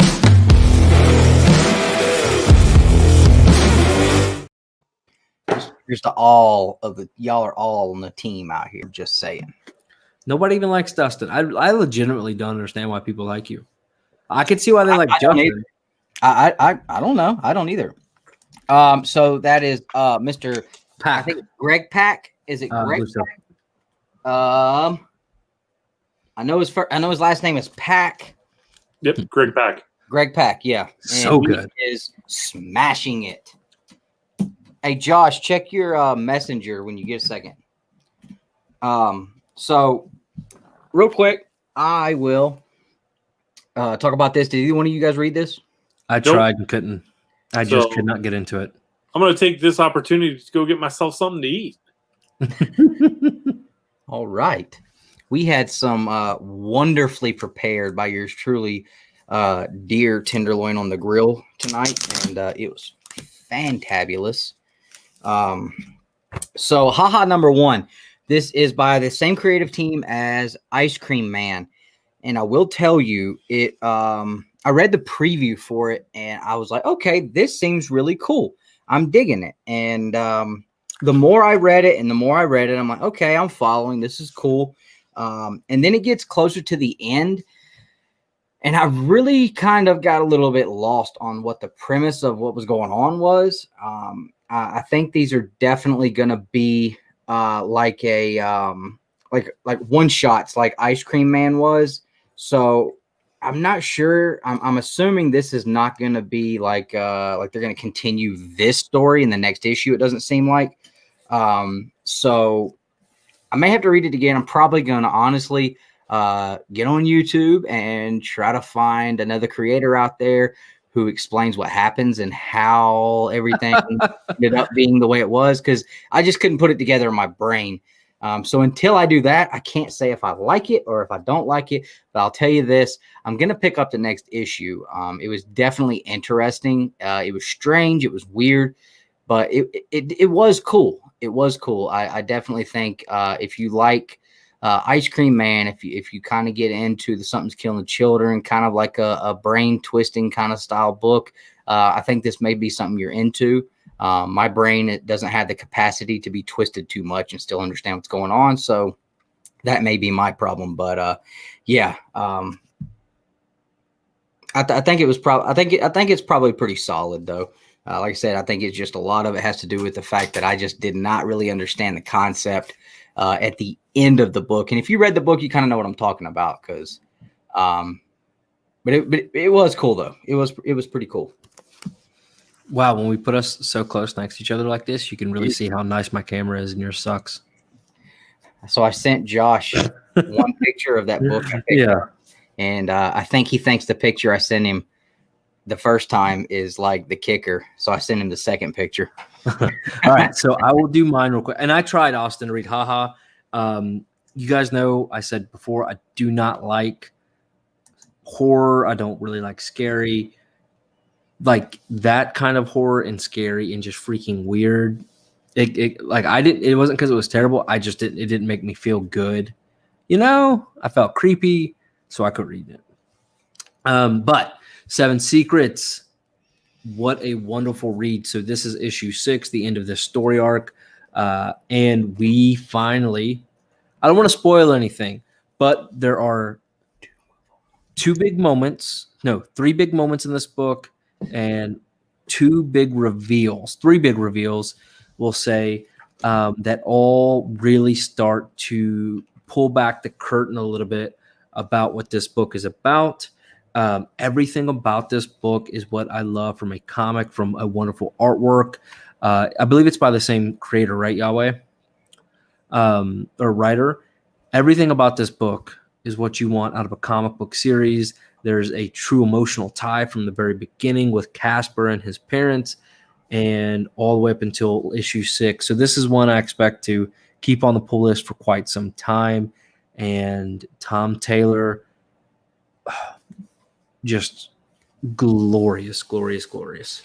All right, then Origins. I read Origins, one of my favorite books going on right now. It is essentially a post-apocalyptic world where there's one man left and he's being hunted down by robots. So think of it kind of like the Matrix mixed with what would be like a post-apocalyptic storyline in the jungles. But anyways, so think about like the Matrix, but there's only one guy. All of the AI robot type creatures are coming after him, and this is great. We're only 3 issues in, so you can jump on it pretty quickly, and it's only 6 issues total. So I'm just really enjoying this, and it has a lot of great emotional. And I don't mean like in a sad emotion or sappy, but like it makes you happy, it makes you sad, it makes you feel Kinda good, like the way you thought provoking. You could tie yourself to like something like a canto, you know. Yeah. Yeah. And I think this is where like our interests really differ, because I picked up the first 2 issues of that and I didn't really get into it too much. Yeah. But you love it, and I think you are like that on a lot of things. But then there's a few things where we're both like, we both can genuinely agree like this is great, but it's not real often I think that me and you like dive into the same thing and both love it. So that's another benefit of having 2 of us here. So you guys can, just because I'm not into it, Nick might be able to talk to you about it or show it off. So and like I said, with this one, you know, it's very similar to me. There's an anime and a manga called Dr. Stone, and basically what happened is there was like just a few folks. They were cast in stone. It sounds silly as I'm saying it, but it was really good. And like thousands of years passed, and now all of a sudden they're coming out of this stone. The world is completely as if it were thousands of years ago. There's almost no sign of humanity left on the earth, but they're starting to see tribe people, and like I love that concept. Like, what if Earth went backwards in time in the future, right? And that to me is just like a mind-blowing concept, because you think future, you think, you know, utopias with flying cars, but what if future is actually what it was in the past? So same concept here. That I guess that's a really good way to describe it now that I say it out loud. But nobody steal that thought, because I want to do something with that concept. That and dinosaurs. Okay, dinosaurs. Think about dinosaurs. Millions of years ago. My wife and I had like a 30-minute long conversation about dinosaurs and the Bible and how that all lined up, and it was like really made you think. Dinosaurs. I found a Land Before Time T-shirt, but all the dinosaurs are like the Megazords from Power Rangers, and it was super cool. I might have to buy that. Yahweh, Sean, real quick. It's the same creative team, but I don't think they're tied together. So that I'm not thinking so. And we got a video coming out soon, guys, and Sean is going to be a part of that video, and there's going to be some laughing, some almost crying, and then some super happy moments in that video. Right on, man. All right, so then we have Star Wars Darth Vader #9. Dustin, you did not read it, right? Dude, Star Wars. Was it super awesome? I mean, that series has been on fire. So do you want me to do like you normally do and just show the back page to you? I wish Justin was here to hear that. I had no idea. I still feel horrible about that, because I feel like Justin still hates me. Oh, he's dying laughing. Look, there he is. Hold on. Come back on. What do you guys think Justin is eating? Tacos. It's probably sausage pancakes on a stick. Sorry, it's not what do we think Justin wishes he was eating, which would be tacos. Let me tell you this. Darth Vader goes Avengers berserk, and I'm so deep in Star Wars right now, man. Now, this is me. I take chili out of a can, put it on a hot dog, and apparently I'm just a a buffoon of a caveman redneck for doing that. No, Justin said no. No, I've just But anyways, so Darth Vader was great. I know you haven't watched it, man. I am so deep into Star Wars right now. I'm listening to Thrawn. I started listening to the Light of the Jedi, but Was it like audiobooks? Yeah, and the Star Wars. Well, it's also a regular novel, but Star Wars also puts them out as audiobooks. But they're produced very well, meaning you have sound effects, different voice actors on it. So it's pretty cool. In Light of the Jedi, I'll be honest, I think that's a book you need to read versus audio, in my personal opinion. But Thrawn #1, oh, dude, it's a freaking cinema in your ear. Justin, have you read any of Light of the Jedi yet? No. So I finished the first Rogue Squadron book, which I really liked. I'm looking forward to Okay, I'm not the only one. Thank you. They thought I was nuts when I said this. Now, Tosh, you're right, dude. Anything you put deer meat in is good, though. I mean, deer meat is the best meat. So, what was this? Finished the first X-Wing book. Really liked it. I put it up on Twitter. What should I read next? Light of the Jedi or Thrawn? Everyone said Thrawn, so I'm like 3.5 chapters in. Yeah. So where did you leave off on it? So I don't spoil anything. Thrawn and Cadet Vanto have just been accepted to the Imperial Academy on Coruscant. congratulations. When do you start? So you've made it. I mean, there was a lot of plot points very early on. I mean, a lot of plot points from. I expected, because I don't know anything about Thrawn other than he becomes basically a admiral in the Navy, right? And Grand Admiral. Sorry, apologies. Hold on, where'd it go? No, I was saying they always say I'm nuts when I told them that. But I don't have a dehydrator, bro, or I would. But I expected Eli to end up being Thrawn when I first started. Okay.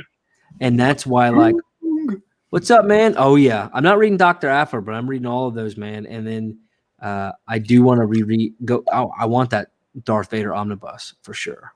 Dang, it's good. And I got to get the third volume of the Star Wars omnibus. But yeah, Justin, I expected Eli to end up being Thrawn because I didn't know, right? Anything like maybe that was his first name. But what's really cool is in the audio book, Thrawn, his voice is very low.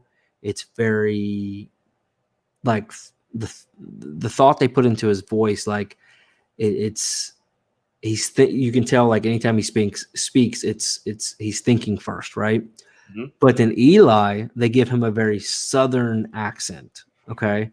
Which is they do that on purpose. I don't know, but did that ruin it for you? I mean, like, it doesn't ruin it for me, but I think it's a little messed up that he's from like a water world, like he's backwoods world, right? And he's got a very Southern country. Yeah, that's messed up. But it does really well, man. I mean, I don't mind it, and I'm from the South, I guess, right? So, hey, Kachung, by the way, man, did you get a chance to open up that box? And hopefully they were all well, they were protected well. But anyways, and then so Light of the Jedi, man, I think that's one I may have to read because the audiobook sucked. Like, it was well produced, but it just it did not pull me in like Thrawn did. So I'm on like chapter 8 or 9 already. Like, I've spent like 7-8 hours listening to this book. Pretty crazy. So are you going to move on to Thrawn book 2? Oh, for sure. And I'm still going to go ahead and buy the actual books. Yeah, so I still have 9 hours left, but yeah, absolutely. Yeah, I'm on chapter 9. On chapter 3. Sorry, I'm trying to stop it. Can you please act like a professional? I was trying to. 5 seconds. I'm trying to. Please. I'm trying to. My bad. All right. So anything else we were going to talk about other than how great Ted Lasso was? Were we going to talk WandaVision, or are we going to do that in another part, or? We can do that right before the top 10. Okay, cool. Since technically we're doing our literary reviews because we're literary reviewers.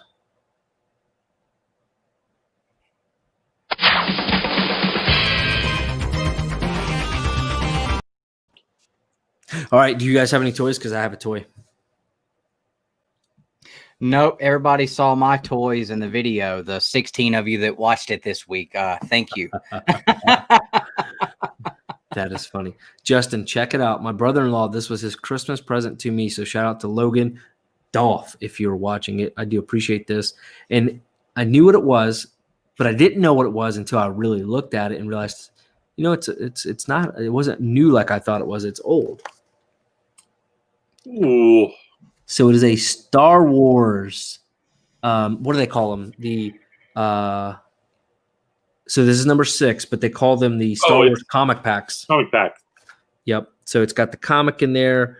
It's got, why won't it focus? R2D2 and Luke. So I thought that was really cool. And it's very similar to how Todd McFarlane used to do the Spawn toys, which I still have yet to get my Spawn Kickstarter, and it was shipping, you know, supposed to have been a long time ago. So I thought that was really, really cool. Have you ever seen those, Justin? I've never seen them, but I've heard people talk about them. Yeah, so I thought that was pretty neat. And you know, this is a Dark Horse comic too in here, so pretty cool. And no, CJ, you do not. Thrawn is a full blown origin story. It technically takes place before Rebels. Yep. And is Thrawn even in Clone Wars? Because I'm 2 or 3 seasons in. I don't think so. Okay, I didn't think he was, but that was really cool. I was excited to show you guys. What'd you pick up, Justin? So I picked up a few things. If you remember last week, I think it was last week, I showed off the classic turtle band that I got. Yep. So to go along with that, I've decided that on that shelf, how I want to display it, I want to display it with original rubber head or soft head turtles. So I got my first official soft head, and they're called soft heads because they're made of rubber. You can squish his head. Oh man, those are hard to find and get, man. So I got Leo because he's my favorite turtle. I also picked up, we got Midshipman Mike to go with my kind of like, you know, I've got the Dawn, I've got the Raph, I got the Leo. I didn't have the Navy Mike. There you go. Hey, do you want to take a question real quick? Yeah. What would your answer to this be? No, you don't have to watch Rebels or Clone Wars before Thrawn. I would say that after you read Thrawn, you're probably going to want to watch Rebels, but you don't have to watch them before reading. And, you know, right there is the best. No. So, you know, as I get older in life, I usually have to wake up at like 2 or 3 in the morning to go pee, right? That's what happens. You get old and things happen. I have this problem where I wake up, I pee, and then I get on Macari and see what people have just listed, because that's usually when you can find really great deals, including the 100% complete Anthrax. I got him for a steal of a deal. Look at that. Those are all my turtle pickups. I had 3 hot toys come in this week. The first one is my Christmas present from my wife. We got Qui-Gon Jinn. Second was my Christmas present from my brothers. They just give me Sideshow gift cards because they don't want to deal with it themselves. We've got Empire Strikes Back, Darth Vader. And finally, I had some coupons and some points. I picked up the Sideshow 1/6 scale R2D2. Coupons. I don't recommend getting this. Oh, here you go. Here you go. Save your money. I saw. Don't send Justin the link because he does not have one, and he most certainly needs one.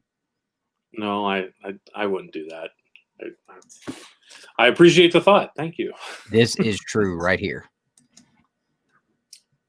And that were all my toy pickups for the week. Awesome. Awesome. Nick, what do you got?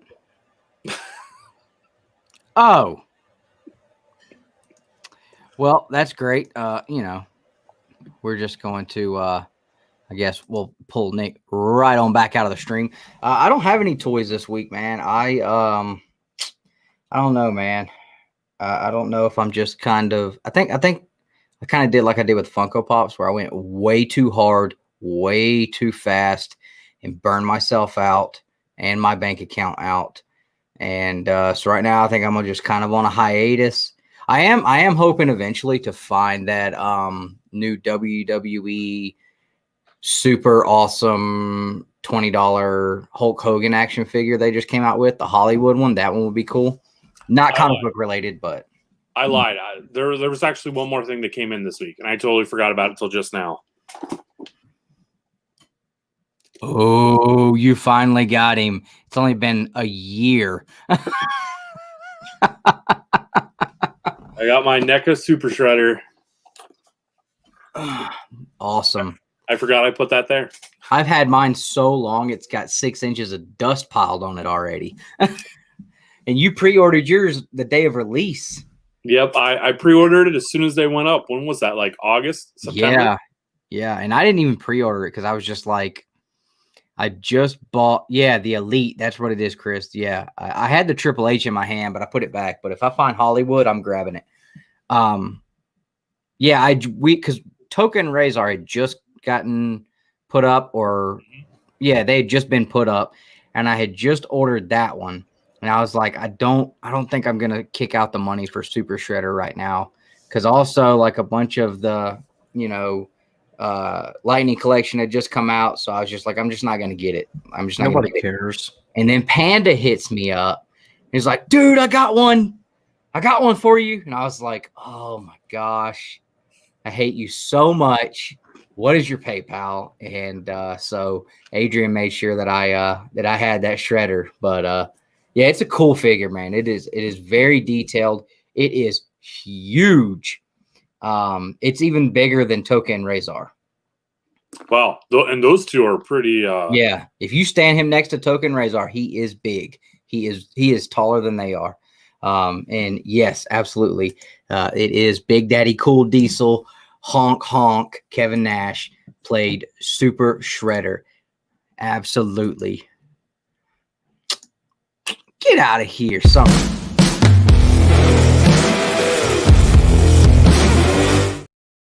Talking about some wrestler. Come on, Steve. All right, so we're going back on the rails because I don't know anything about wrestling. So, well, we were still talking Toy Box. I was about to ask Justin if he pre-ordered any of the Lightning Collection villains that came out. Oh, like Pumpkin Rapper and King Sings? Yeah, did you order those too? I did. They have come in. I immediately popped the heads off of 2 putties and put pumpkins on them when I opened Pumpkin Rapper. Yeah, I told you before they actually announced they were doing the villains. If they did Pumpkin Rapper, I was going to get him, and I lied to you. But I promise you right now, if they do Pudgy Pig, I am getting Pudgy Pig. But I'm surprised they didn't do Pudgy Pig first. I feel like he's the most like Pumpkin Rapper, Pudgy Pig. That's it, I mean, outside of like, I can't believe they haven't done Squat and Babu. They would be cool. And even like, I would love to have an Ivan Ooze and a Rito Repulso would be cool. But I don't know. I'm trying to cool it on the toy buying, and so we'll see. I need to cool it because I've got 2 more Hot Toys coming next week. Yep. When are you going to get that PS5, Justin? Let's see here. I got to lose 40 pounds first. That's why I'm drinking Coke Zero and not regular Coke. No, Justin, here's what you do for the next month. Go on chocolate milk with every meal and a peanut butter sandwich after every meal. And then gain 40 pounds in about a month and a half, 2 months. And then what you do is you go back to your regular lifestyle. Your body will naturally go back to your sedentary weight that you're at now, or whatever you want to call it. And you have now lost 40 pounds. Speaking of 40 pounds. They were talking about you while you were gone. No, that's fine. That's fine. All right, so you had a hot topic. Let's kill the hot topic, and then we're gonna do the. We still got a top 10 tonight, guys. We did not rob you this week of the top 10, and then after the top 10, we got to figure out what next week's end of the show antics are gonna be, because you guys know we decided we were gonna switch it up between 3 different ones. So yeah, Chris, that's what I was talking about, bro. I haven't been able to find one anywhere, but as soon as I do, I'm grabbing that one. I almost bought the Triple H or the Bret Hart. I had both of them in my hands, and I decided not to, even though Triple H is my dog. But the Hollywood one, man, that would be super cool. So what's the hot topic? WandaVision. WandaVision. All right, I'll go first, and then I will let you give a correct opinion. Look, can I go first? Because it'll be quick. That's fine. I tried, guys, so hard. TK, what's going on, brother? Thanks for hanging out for a minute, man. I love his new videos he's been doing. Dude, I've actually consistently watched those. TK does not get the credit that he deserves for what the man is doing out there. You know, he claims I only like to do live streams because I don't like to do all the editing. I'm telling you, when the man does the edited videos, they look sharp. Yep. And his delivery, man, it keeps you in there. TK definitely, y'all need to go check out TK, man. Especially if you like DC stuff. Dude keeps you up on all these announcements and everything. TK's the dude, man. So yeah, I loved his Ray TK, Fisher. I'll send you the bill for that in a little bit, man. But yeah, I tried so hard to watch WandaVision, and I just could not get into it, man. I literally, and this is not me like crapping on the show at all, but I mean, I'm just like noticed that I was sitting here like picking at my fingernails, and then the show was over. Like, I just could not get into it. I didn't even start the second episode. I don't know. I don't know if it's just because I don't really have a lot invested in those two characters or what, but to me, the highlight of the show was seeing the mom from that 70s show pop in. Like, I was like, hey, I love her. I don't care about anybody else in the show, but I love her. Can we please get more Kitty episodes, please? If Fred Foreman pops in there, I mean, and tells Vision, like, hey, you're going to get a foot up your ass. Like, that would be the best thing ever. But I couldn't get into it. It was probably just something that was too sophisticated for my simplistic mind and over my head. But I did try. I didn't want to say, oh, that's horrible, and not try it like Nick said. So I did try it. It wasn't my thing. Cobra Kai never dies, and that's all I'm saying. Cobra Kai still reigns supreme. Supreme, as Fred Flintstone would say. So my thoughts on it were, and I was actually talking to Little Beans about it for a minute. We were talking about some books or whatever. And I was, you haven't seen that 70s show, I don't think, Nick. So you don't get the. I've seen, yeah, I have. My wife actually loves it. So when we first got married, we watched it quite a bit. I never seen it before. I watched the entire thing in the hospital while my wife was giving birth.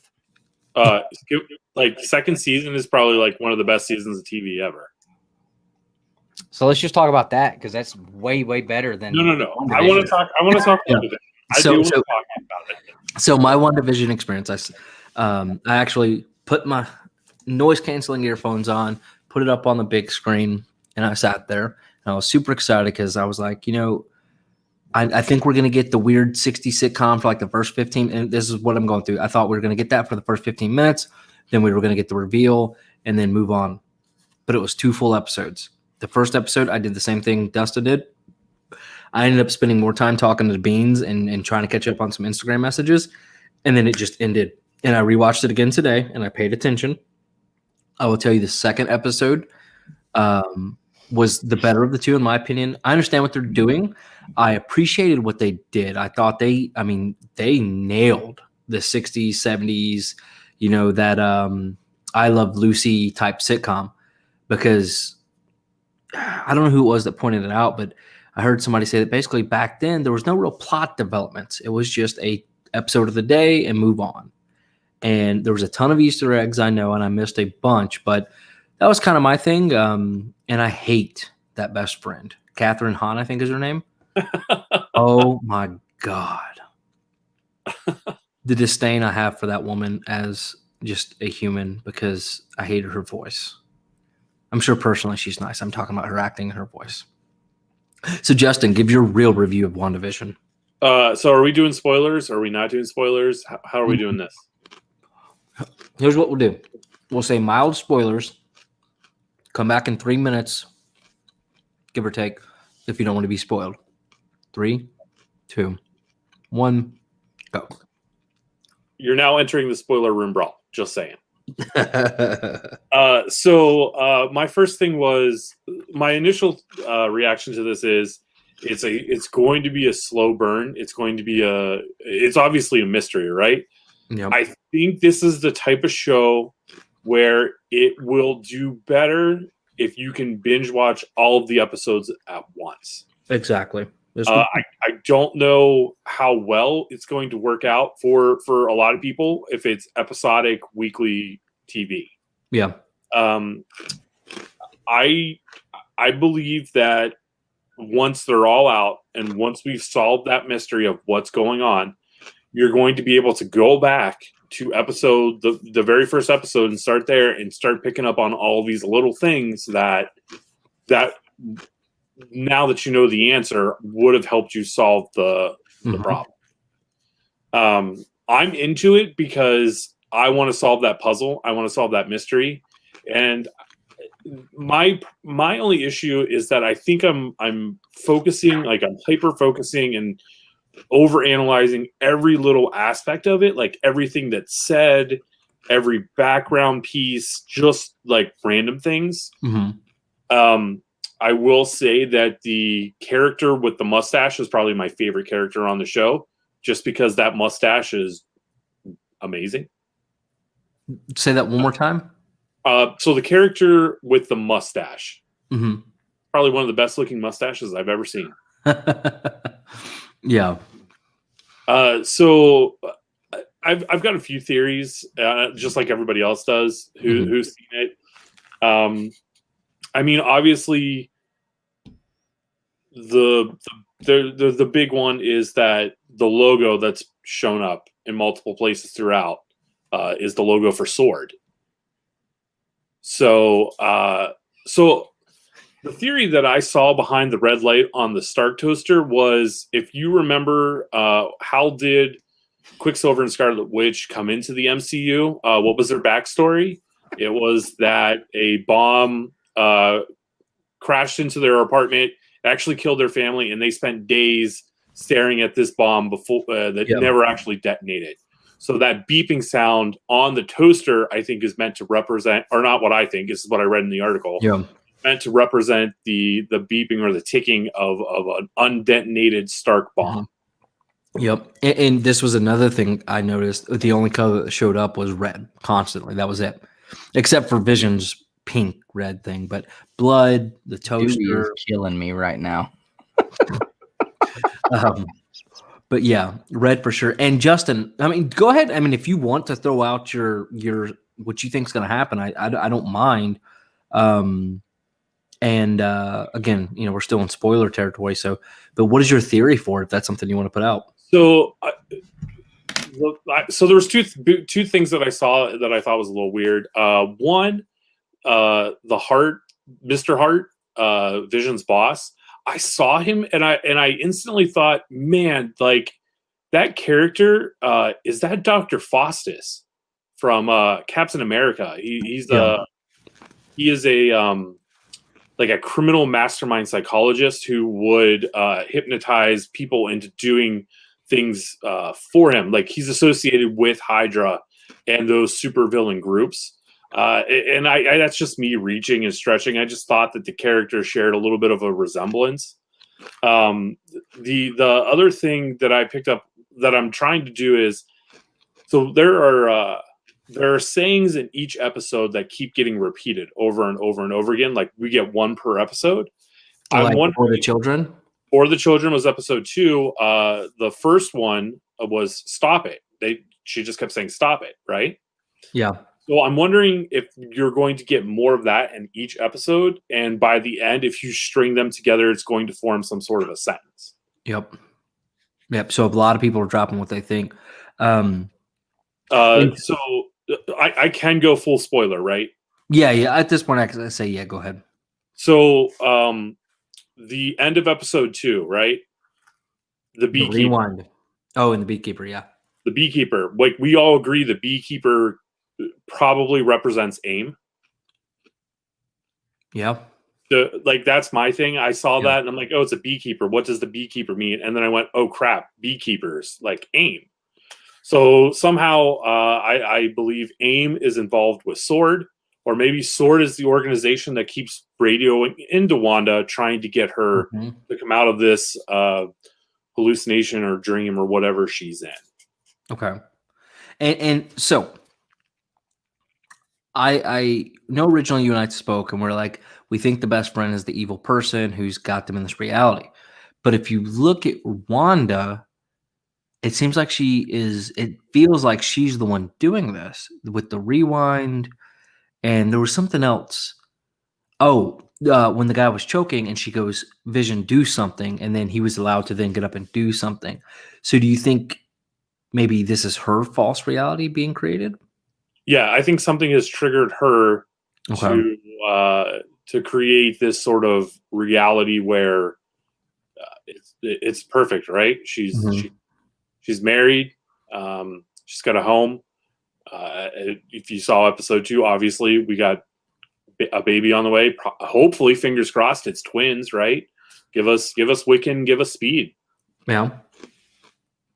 I mean, there was a lot more to it, and then I think I don't know. I'm excited for episode 3. We'll see. Yeah, I didn't catch it until later, but the helicopter that crashed that she found in the bushes. So I thought it was weird that it was Iron Man colors. And what I didn't notice until someone told me about it later was that it's got the Sword logo on the helicopter. Yep. So obviously Sword is somehow involved. We just don't know yet. Yep. Yeah. Okay. There we go. Dang. Interesting. And and you're right, like the mystery aspect of it. And as we're talking about it, I think I'm enjoying the discussion on it more than I was just watching it, because if you watch it, it allowed you to tone out too easily and you miss a lot of small things like that. So it's definitely like you have to really pay attention to get the full appreciation of what was going on, for sure.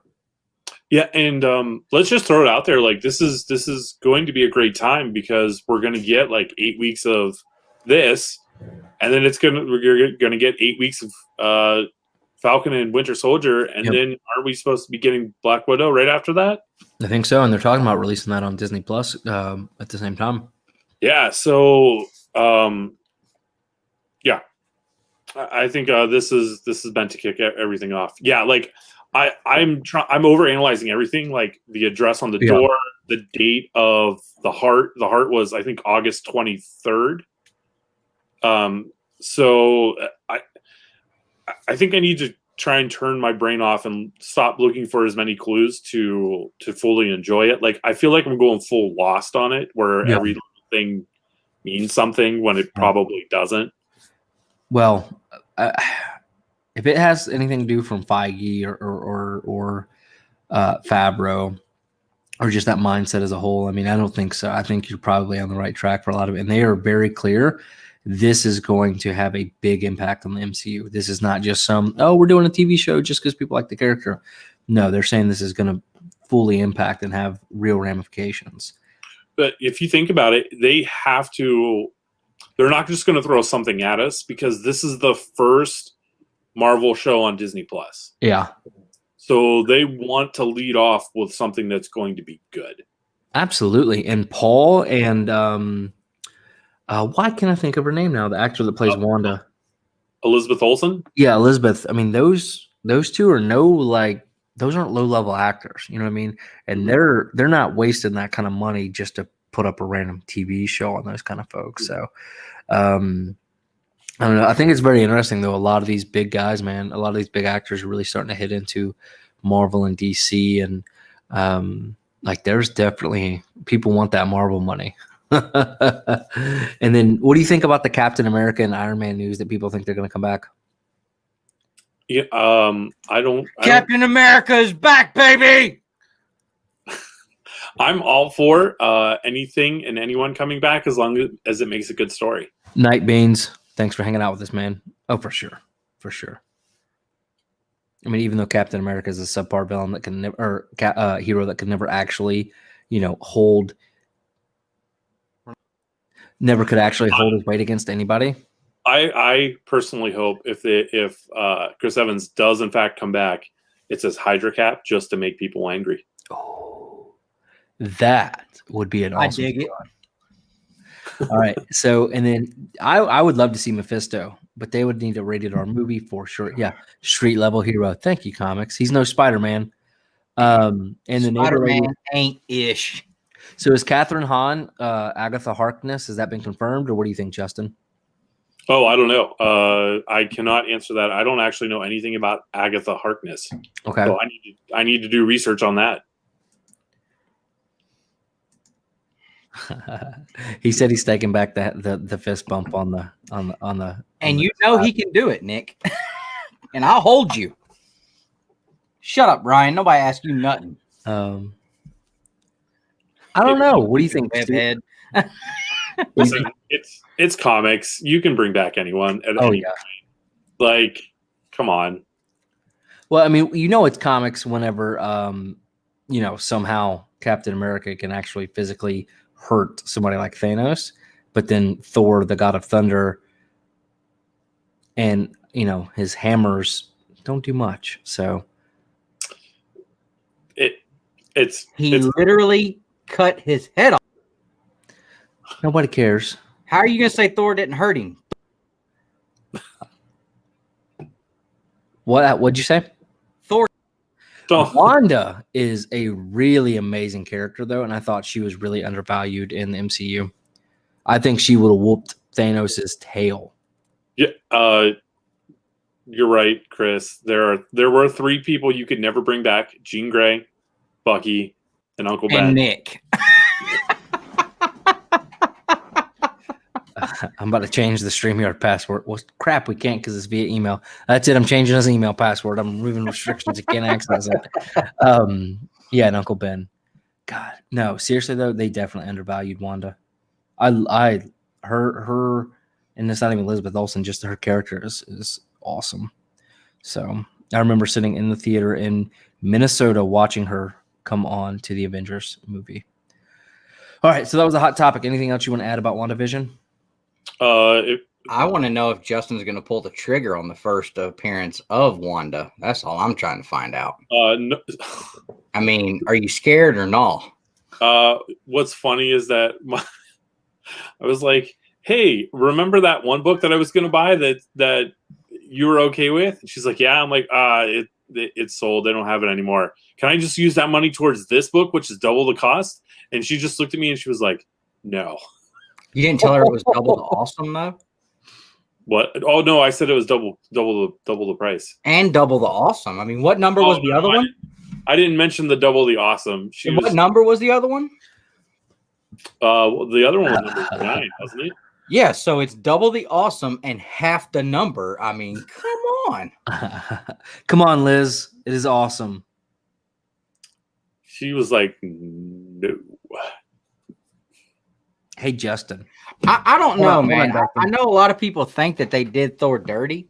But I'm telling you, 1,000%. but think about this. My favorite part of Infinity War is when the lightning hits and the dun, dun, dun, dun, dun, dun, dun, dun, dun, dun, and then you see Ralph. Yeah, and then you see Ruffalo go, "Oh, you guys are so screwed." That is my favorite part of Infinity War. Oh, I did too. Comes out there, on everybody, and then in Endgame, to me, one of the absolute best scenes is Thor catching that hammer, and all of a sudden the lightning hits him. He's in full costume, beard braided up, like I mean, Thor had some pretty cool stuff going on. Yeah, I but feel he like also for the turned most him part with it, into I a- understand, but like to me, Yeah. some of my favorite parts from those movies were Thor, where he was really out there tearing. I mean, just handing out twisted teas left and right. Oh my god. Anyways, so I was about to say something, man. Well, and how you cool just- would that be? Oh no, Justin. So back be to cool. our earlier thing. So have you decided when we can get your assistant on? Oh man, I No, don't bring it up. I was just making a joke. Yeah, we should talk about that. Dang, man. So is Avengers? That's what I was going to be my next question. Avengers 57. That's Vision's first appearance, right? That red cover. Mhm. Josh, do you still have that? He had one at one point. I wonder if he still has it. And then Mr. Superhero 87. That's wrong, YouTube, but funny. Yeah, you know what? This year we have not had a bad night where we get on each other's. And I think that's better for everybody. I think Do you so. know why? It's because we haven't done a top 10 yet this year. Bring me Thanos. Uh, I mean, seriously, like I do understand 100% what you're saying, but like they did have a couple, and I know it wasn't enough to undo what they did, but like literally some of my favorite scenes were when Thor was like being Thor for real. I mean, when that oh, you guys are so screwed, and he shows up and obliterates everybody. To me, like that was like showing the awesome power of Thor at for its like 5 best. seconds, and then I know, but like, tell me another point in another movie where they really just cut him loose and like said, "Okay, this dude is almighty powerful right here." I can tell you. I can tell you when. Okay, I mean, I'm not saying there wasn't one. I'm just saying, like, At the very beginning of the first Thor movie, when they go to Jotunheim. see, it's been so long since I watched that one. Like they show up there to take down the frost giants, and he just goes. Oh yeah, berserk, man. Yeah. That's right. That is a good Okay. point. That is a Okay. very good point. Although I hated his eyebrows. Why they bleached his eyebrows blonde? But see, they did. I mean, like, I really think that like they hadn't really made Thor stand out above the other Avengers in the other movies to me, like as powerful as he was until that scene where he shows up in Wakanda. And I mean, like every time I watch that, man, I get so pumped up, and I'm like, oh hell no, Thor's my favorite. So I think we can all agree Thor and Hulk were definitely they pooped on him a little. But again, it's kind of one of those things where like Yeah, they made Hulk way more into like a comedic, which I didn't secondary mind. character. They also Yeah, it did, you know, it was fun, but yeah, at the same time, like we he's still haven't the really had baddest a man out movie there. where Hulk just like loses it. Yeah, he's Like still the baddest man. completely loses it. All right, so I want to give my opinion on this real quick. So when the MCU will drop, hold on, Dustin, hold on. This has been up here for a minute. Sorry. I wonder if MCU will drop some Easter eggs in Venom 2 for Noel. It makes sense that Noel should be the next big war. So my thoughts are, I think before Noel ends up, and Justin, I would love your opinion too. I think before Noel ends up in the movies, he's got to have this arc and stuff wrapped up in comics. He's got to be developed out a little bit more. And I think there are other characters associated with Venom and the direction they're going. Hold on, Dustin. Let me finish the thought. Another character development they're doing with Spider-Man and into the MCU. But I do believe that if the MCU is around, you know, it continues as strong as it is, Noel's got to come. And I think there will be a character redesign for sure. There's no way that weird big tooth mouth thing's going to end up showing up. And I'm not saying a big redesign, but I think there will certainly be a redesign. But I think If he it'll does, be I hope Captain America tells him he's got skinny legs. Oh my God, Josh, how much is it for up there? My thing is with Noel is like they can't bring Noel in to the MCU unless Spider-Man is exclusively in the MCU. Maybe not even exclusively, but in the MCU, like to stay. Like you can't tie him in until you tie Venom into Spider-Man. Yeah. And Venom is a Sony movie, a Sony owned deal. So like you have to get Venom away from Sony and into Spider-Man first, and then you have to go through that, and then you have to take both of them and then find a way to bring them into the MCU. I think there's a lot to do before they could do Null, but I mean, they're bringing Gore in, so Yeah. you know, it's a I definitely don't think it's out of the question. That'll be sure. that'll because of the Necro Sword. So I just don't think we're going to get it as early as Venom 2. I think it's going to be, you know, a couple phases down the road. And I could be absolutely wrong, and that's fine. But that's just my thoughts on it. I mean, what do you guys think? I think they're probably leading towards Annihilus or Galactus at this point. Man, I'm still holding out hope that the Kang appearance that's supposed to be in Ant-Man 3 is just a small little thing, and he's the main villain of the next phase, because I don't know, like that stuff writes itself. Like, yeah, okay, so you have Thanos, who's the big bad of you know, the first major arc. Yeah, I mean, are you really going to tell me that the next big bad is another person who is this cosmic entity like Galactus? Like, I don't know. I'd rather have someone who wants to punish them for time traveling and breaking the time stream. And I think that would be great.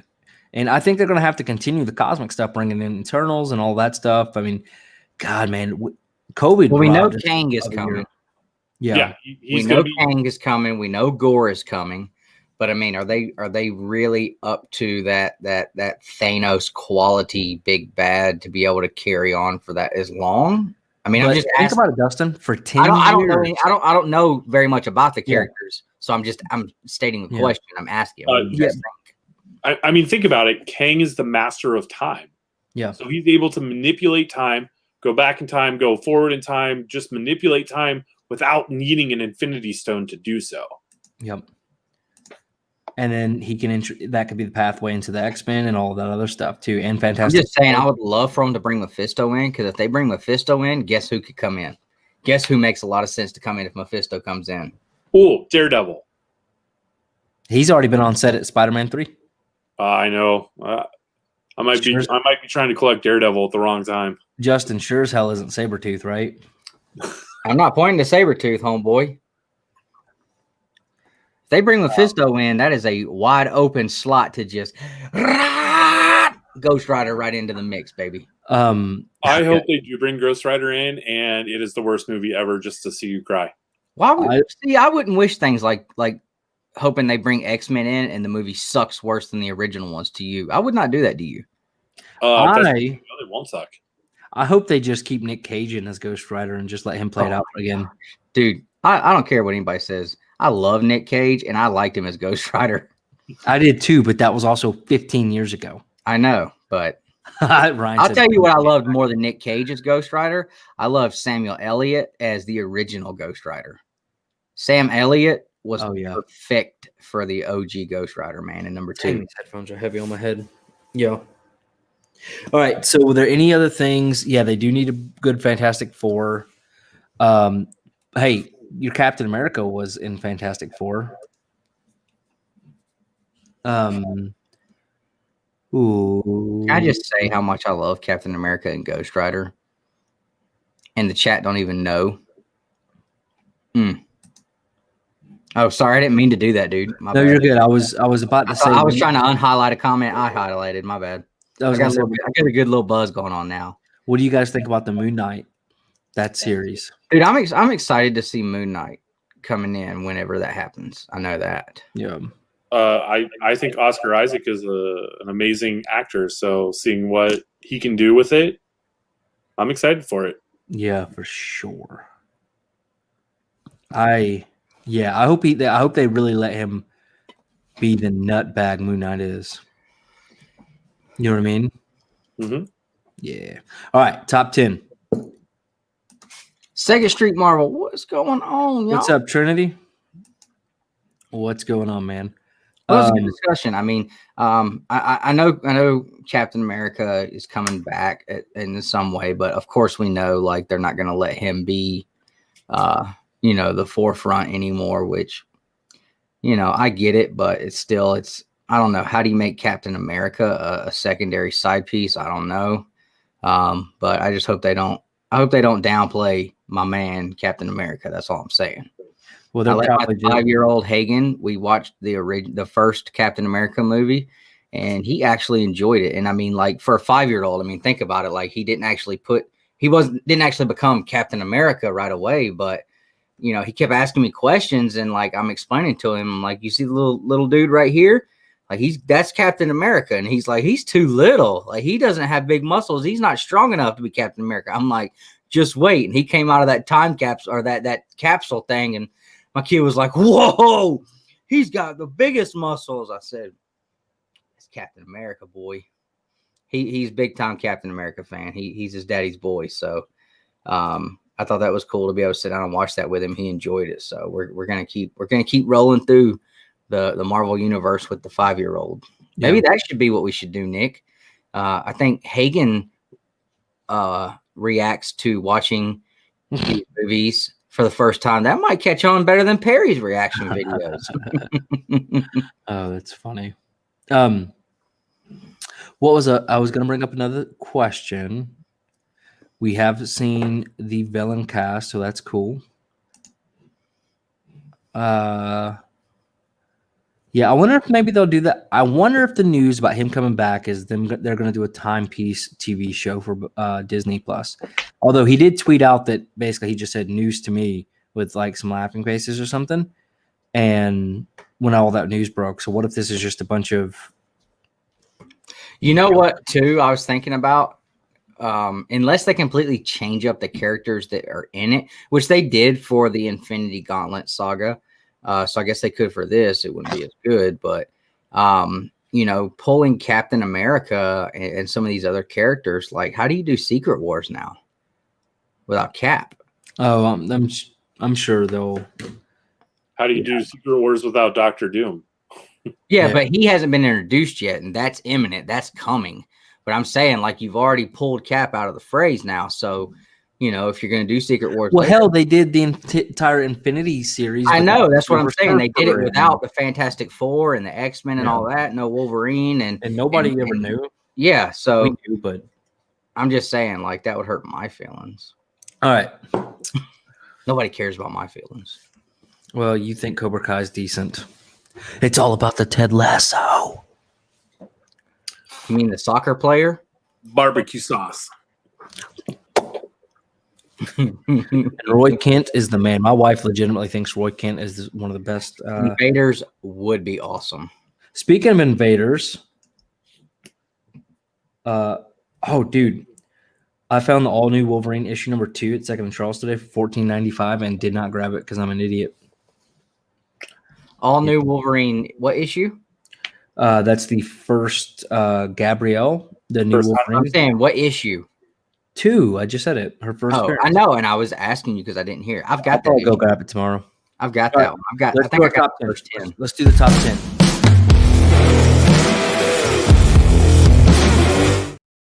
All right, ladies and gentlemen, it's the part you've been waiting for. You stuck around and hung out all night long. It is time, the return of the top 10. There will be fights. No. There will be friendships broken. There will be family members denounced. But I'm telling you right now, we have a top 10 for you guys. I do not know anything of this Ted Lasso. Apparently, I'm not the only one. Ted Lasso is the greatest thing that's ever hit TV show. I'm not the only one that doesn't know who he is. And it's not a Western either.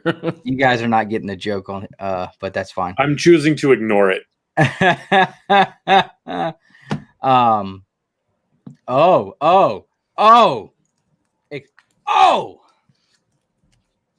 What? Hold on, let me read this. Wait, you were able to go to Second Charles Day but could not swing by Haven. Feelings hurt, man. No, we took Ellie to Second and Charles so she'd go run around for a few minutes. She can run around at Haven. Oh, are you joking? Have you seen his shelf with all his stuff on it? And we were out there like 6:30 to go and take pictures with Rocket Raccoon, the official mascot of Comics, where's Huntsville, Alabama. Where's my Your friendly neighborhood comic shop. Now I need to show off a timestamp showing that I was there at like 6:30. All right, so the top 10 tonight, guys. We are doing top 10 comic book covers from the years 2000 to 2010. I know we said last week 2000 and up, but we decided to break it down by the decade. So we're probably going to do top 10s for different decades as we go forward. We did tell you guys we're going to swap up every week what our end of the show is going to be, and we will figure out what next week's is going to be when we're done with this top 10. So it is time. Can Justin speak? Justin already has a question. What is it? Nick, are you going to pull up pictures of each cover that we say? I certainly can. Thank you. Dustin already preloaded his, so I stole some ideas from him. So that's cool too. You bastard. I'm just kidding. By the way, guys, 2000 to 2009 apparently is the worst era for comic book covers because this was the most difficult thing in the entire world. I had no problems just saying y'all definitely need to take a trip down to Haven Comics, man. Absolutely. Well, when we hit that 5K and we beat each other up. Oh, and it's coming. We are steamrolling to that 5K. I've already asked Nick, like, okay, now that this almost looks like it might happen, where the heck are we going to get a ring?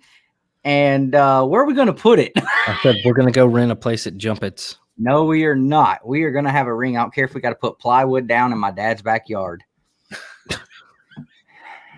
Oh my God. It's going to be like friggin' Ready to Rumble and jumping off of friggin' porta potties or something. Oh, man. I will crown you. All right. Before we get started, anybody have honorable mentions? I have one. I will definitely be showing some training videos. Absolutely. I work with a guy who's a trained professional boxer, so your boy's going to be ready. Let me tell you what's going to happen if this really, really becomes a thing. I'm showing up butt naked. He's not going to touch me. He's not going to get close. Dude, I ain't He's fighting scared. a naked guy. I am 1,000% comfortable with knocking you out with no clothes on. Nobody's touching a naked guy. It's not happening. I don't have to. I'll have gloves on, boy. I saw that on a meme somewhere. I will reign supreme. I will crown you, Nick. Yeah. I will crown you. Jesus. All right, let's go. Top 10. Justin, what is your honorable mention? All right, so let's just get it out of the way first. Sorry to bring the room down. My honorable mention is Amazing Spider-Man number 36. It is the solid black 9/11 cover. I just think it's a really nice, classy book. But just the cover sucks, apparently. Do you know what that is, Nick? Yes, it's the 9/11 tribute. Oh, okay. I just make sure you knew what it was. Yeah, because it's number 10 on my list. Okay. I don't think the cover sucks. I think that it was a great premise for what it was. Did I use that word right? I thought it was good for what it was supposed to be. I get it. It's not meant to be a sketch cover, I don't think. I think it's... No, absolutely not. No, it's not even close. Supposed to be that. All right, any other audible mentions? No. Are we just going to whisper the rest of the show? Let's do it. ASMR top 10. Get ready. Yo, what's going on, man? His comment Just showed up in time. We're just now starting the top 10. All right, so I'm going to go first. And my number 10, I know it's a shocker, but we have Wolverine 55. And this is the beheaded Sabretooth cover. What's it an homage to? Crime Suspense Stories 22 by Greg Land here on the cover. And this came out in 2007. Yes, boys, I'm prepared. Let's go. So Greg Land drew that? Is that what you're saying? Like he was stealing covers that early on? What do you mean stealing? It's a cover swipe. Because he's the one that does like Matina and like just outright steals poses and covers now, right? I haven't heard about that. So I'm no not comment. I'm not going to give him much crap on this because I've got a Greg Land cover on my top 10 also. Okay. All right. Boom, Nick, you suck. I'm just saying, if you have a Matina, he's a thief. But he does have impressive and popular covers. I have many of them. Well, that's why he's not allowed to go back to Marvel. As Mr. Bueller would say, old funky cold Matina. I love the fact Bueller is doing not anti-spec videos, but like just get away from spec videos. I love it. Mm-hmm. Yeah, homage covers, right? Call them what it is. Josh, a thief, a theft. Southern Comic Geek is actually the reason I know about that cover, and I am on the hunt for it, but I got to find it in the wild, though. You know what I'm saying? So my number 10 is obviously ASM 36, the 9/11 tribute cover. And it's one I really would love to have in my collection. Dave has one, or he did. All right. Well, you know who needs to have one maybe is Back to Back. They don't. Okay, Justin, you go ahead. All right, my number 10, Unwritten number 1. Now, I'm not pulling up any dirty covers here, am I, Justin? Nope. Because there was a bunch of dirty covers in the 2000s. There's a bunch of dirty covers now. What are you talking about? Have you seen Bub's Comics collection? Is this what you're talking about, Justin? I think that's the cover for the trade, but it's essentially the same thing. Or is it the black one here? No, I was looking at the white. Okay, but I'm saying, is the black one the original one you're looking at? No, the white one. The white one. Okay. No, that is a nice one. Yeah, I just like how the words play. A big thing for me, negative space. I like the way negative space is used in a lot of covers. So and that's like a an homage to the who was that famous painting at the Sistine Chapels, I think it is. No, the one where it's like like God and Adam. Yeah, touching fingers. Creation. Yeah, that one. That's cool. That is cool. All right, my number 9. I took screenshots, so I would remember. I'm so sorry to say this. So it's the Ed Brubaker Captain America number 4, Out of Time. Let me pull it up. You, sir, are correct. Oh, look what is this? Did Nick put a Captain America on his? Oh my goodness! So this is the cover. That's a good one. Yes, that it is a good one. And that is at Back to Back Comics, and I picked that one and a bunch of other ones up and put them in my box. So eventually that will come home with me. Yep. They had I was just talking to the guys this week because I usually sit up there for like 2 hours talking to them, digging through the bins, and I hit the C's this week, and man, they got some awesome cap covers up there. Awesome. My turn? Yep. All right, so you guys are going to be a little surprised. I got some Spider-Man going on in my list. I do have some Spider-Man going on, but you will not be surprised to know that it is What If featuring Spider-Man Other, issue number 1. This one came out in 2007. I was not able to lock down the cover artist, but I just thought that was a really cool cover, and I love my What If books. So, I kind of dig it. Yeah, I dig it. Yeah. What was up with the 2000 comics? Everything was super gimmicky or just like weird? I'm sorry. I totally didn't write that one down. And I forgot I'm supposed to be doing that. That was What If number 1. Yeah. Cool. All right. Justin, you got to remember, Nick, I mean, that was like fresh out of the 90s too. Like, so the 90s had some badass stuff, dude. Well, they did, but they had a lot of gimmicky stuff away, working too. So they were kind of working away from that. And I would like to add, I was going to put all of Marvel's from like back in the day, all the dirty covers, but I was like, no, we're going to be clean tonight. So I cheated on this one. It is Amazing Spider-Man number 613 through 618 variant covers. And when you see them, you're going to understand why. Nope. Scroll down. It's going to be that one there with Electro. Yes, that one. Okay. So for 613 through 618, they did these sort of connecting covers featuring all of the villains from like Spidey's Silver Age. So that's cool. Got Sandman is in one. I think Vulture's there. Like they're all really great looking books. Okay. Josh says you better have some cross-gen on your list or he's coming to find you. All right, number 8. I'll go first. What was your number 9? The Captain America. Oh, that's right. That's right. That's right. That was right. That is what it is. That's what we did. That's what we do. Hi, number 8.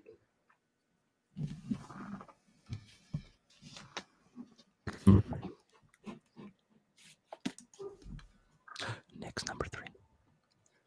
You know, I don't really dig that cover too much. Well, nobody asked you. I'm just kidding. No, honestly, it's like it's not a great cover, but it's not a bad cover. But by 2000s standards, I mean, this might be the I greatest. don't know. It kind of reminds me of something that a certain someone with the first name of a fruit would have done. Orange, or apples, bananas, Justin gets it. Yeah, Orange Cassidy. Oh, grapes. I was thinking that's kind of got like some Momoko feel to it. Oh, peach. No, this is. I mean, I guess I get it, but no, this isn't very anime style. None of the other covers in this run look like that, though. All right, go ahead, Justin. So for me, also cheated a little bit on this one. It's Uncanny X-Men 500. Any of the Alex Ross covers. The X-Men covers throughout 2000s sucked. Like, look at that the one with Storm right there on the front. Yeah, that's Right. cool. Yeah, these are sweet. And I didn't cheat and do like some people did and probably just went like Alex Ross covers from the 2000s. That's not what I did. I went by characters and series. Thank you. And also, I went through my personal collection and books that I've screenshotted that I've saw on Facebook or Instagram. Because if I see something that looks cool, I screenshot it so I can look for it later when I'm like, I need something for the Hunt Cover Championship. All right, Dustin, what was yours? All right. So my number 8, and I know you guys are going to crap on it, and that's Real fine. quick, But this is going to be so difficult to re-rank because we're going to like, how are y'all going to remember all of these? Justin's writing them down. I know, but we're going to say, okay, 30 minutes from now, Alex Ross, Kenny X-Men. Hey, 500. we've been keeping it short. If we go a little long one time. Oh, no, you're good. It's fine. I was All just, right. So I know you guys are probably going to crap on this one, but before I show it, I just want to say, like, the guy that got put on this cover has probably got one of the most ultimate collections ever. I mean, he's got stuff out of Stanley's personal collection. So it was cool that they dedicated a magazine from XXL to him all the way back in 2009, where he got to dress up like one of his favorite superheroes. And in that magazine, they put a comic book featuring Eminem and the Punisher. And I thought that was so cool. I mean, because he's a huge comic book fan. He did the Venom song. He literally has one of the most awesome collections on the planet. So, you know, I was a big fan of Eminem growing up in the 90s and the early 2000s. So I just thought that was super cool, man. And that is a book I hope to obtain. And like I said, that one's from 2009. that literally seems exactly like a 2000s things to do. What did that come out like 2003? I just said 2009. Oh, my bad. Yeah. And the only way you could get it is if you bought that XXL magazine. It was an insert.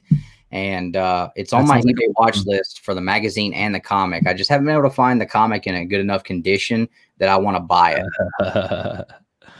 Oh, get it. I don't get it. I'm gonna quit. I don't know. It just sounds dirty. Okay.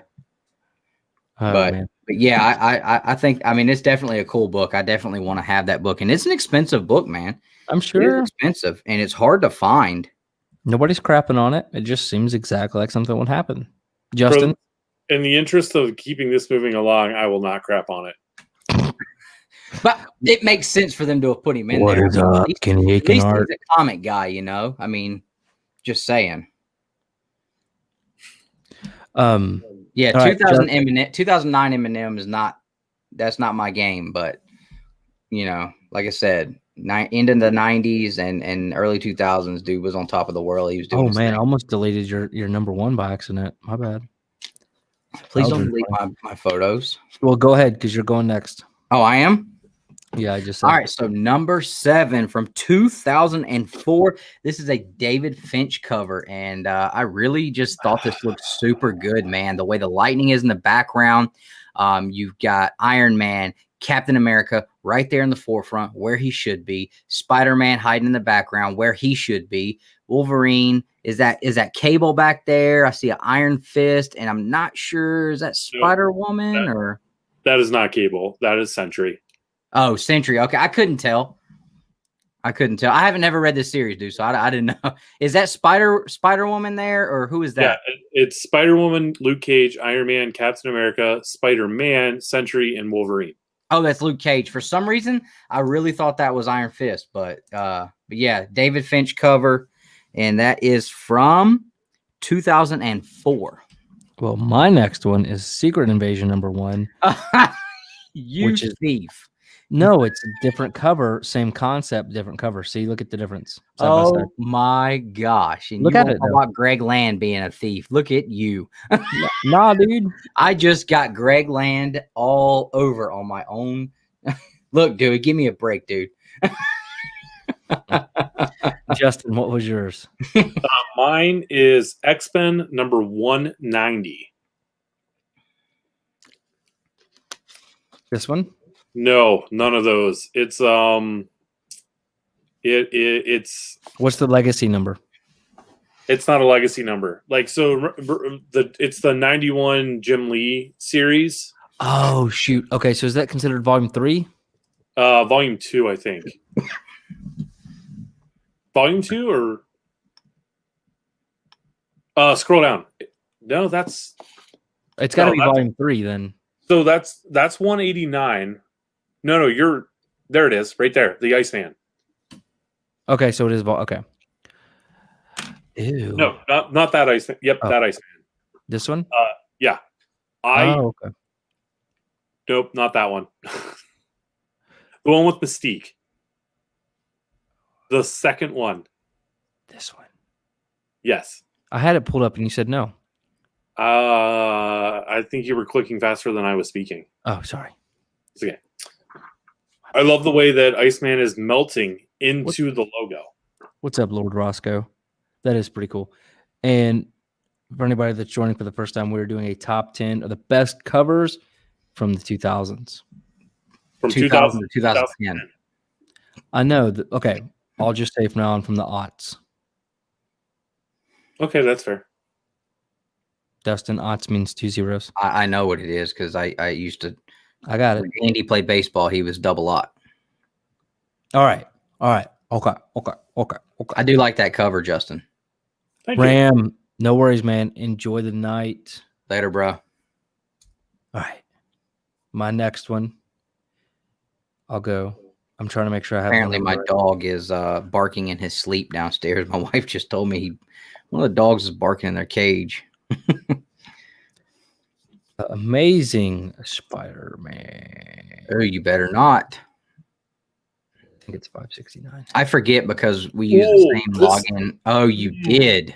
This one almost made my list. Oh, you didn't even go with the one I thought you were going I to. know. And see, Ryan, Comics and Death Metal, told me to use this one. He This loves one? that one. He's got that one slabbed. He told I me like to use this that one, but I didn't use it. That's I a bel- second print, too. Yep. I really like that. I mean, everybody puts Venom on a cover and then, but nobody does that. Nobody does that one. I think it's kind of cool that you went with the second print. Yeah. That's right. We don't mess around here on Two Brothers Comics. What is that character? That's Anti-Venom. Yeah. Oh, Anti-Venom. Yeah, okay. No, it's not, Josh. No, it's not. It's not a good show. It's terrible. I hate you, Nick. Awful. I ended up putting it up by accident.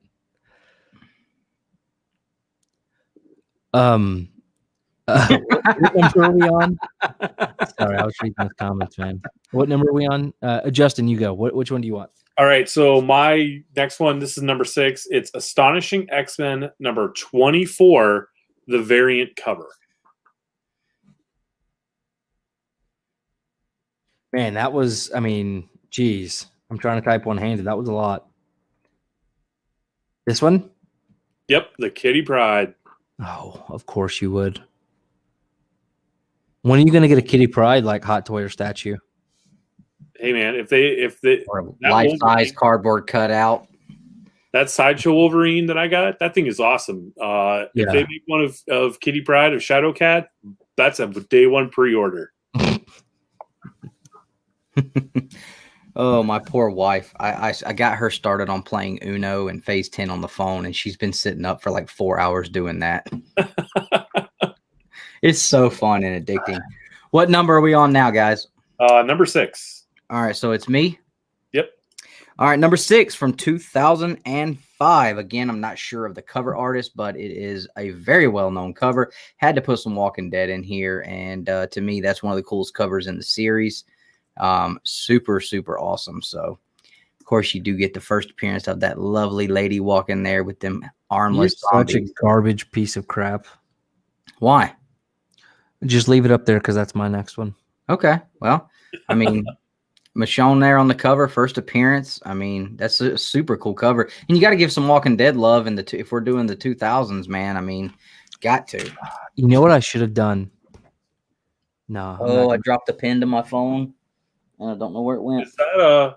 Is that the first book that's been on two people's lists? Today, I think so. Okay. It won't be the last. Number one.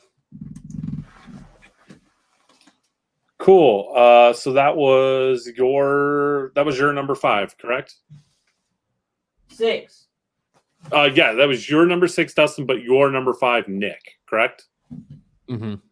Okay. My number 5 is New Avengers number 27. New Avengers 27. Sorry, I just realized I wasn't sharing my screen. New Avengers 27. And I'm not using dictation to... that is a really cool cover. Y'all want to see it? Mm-hmm. Yeah. Again, I'm a fan of negative space. I love the way that it's used in this cover, and I love the way that all of the red plays against that white, coming down, raining down on Ronan. Yep, that's cool. Yep, that book's getting a little steam. All right. I'm sorry, Josh. I don't have any cross-gen on my list. No G.I. Joe either.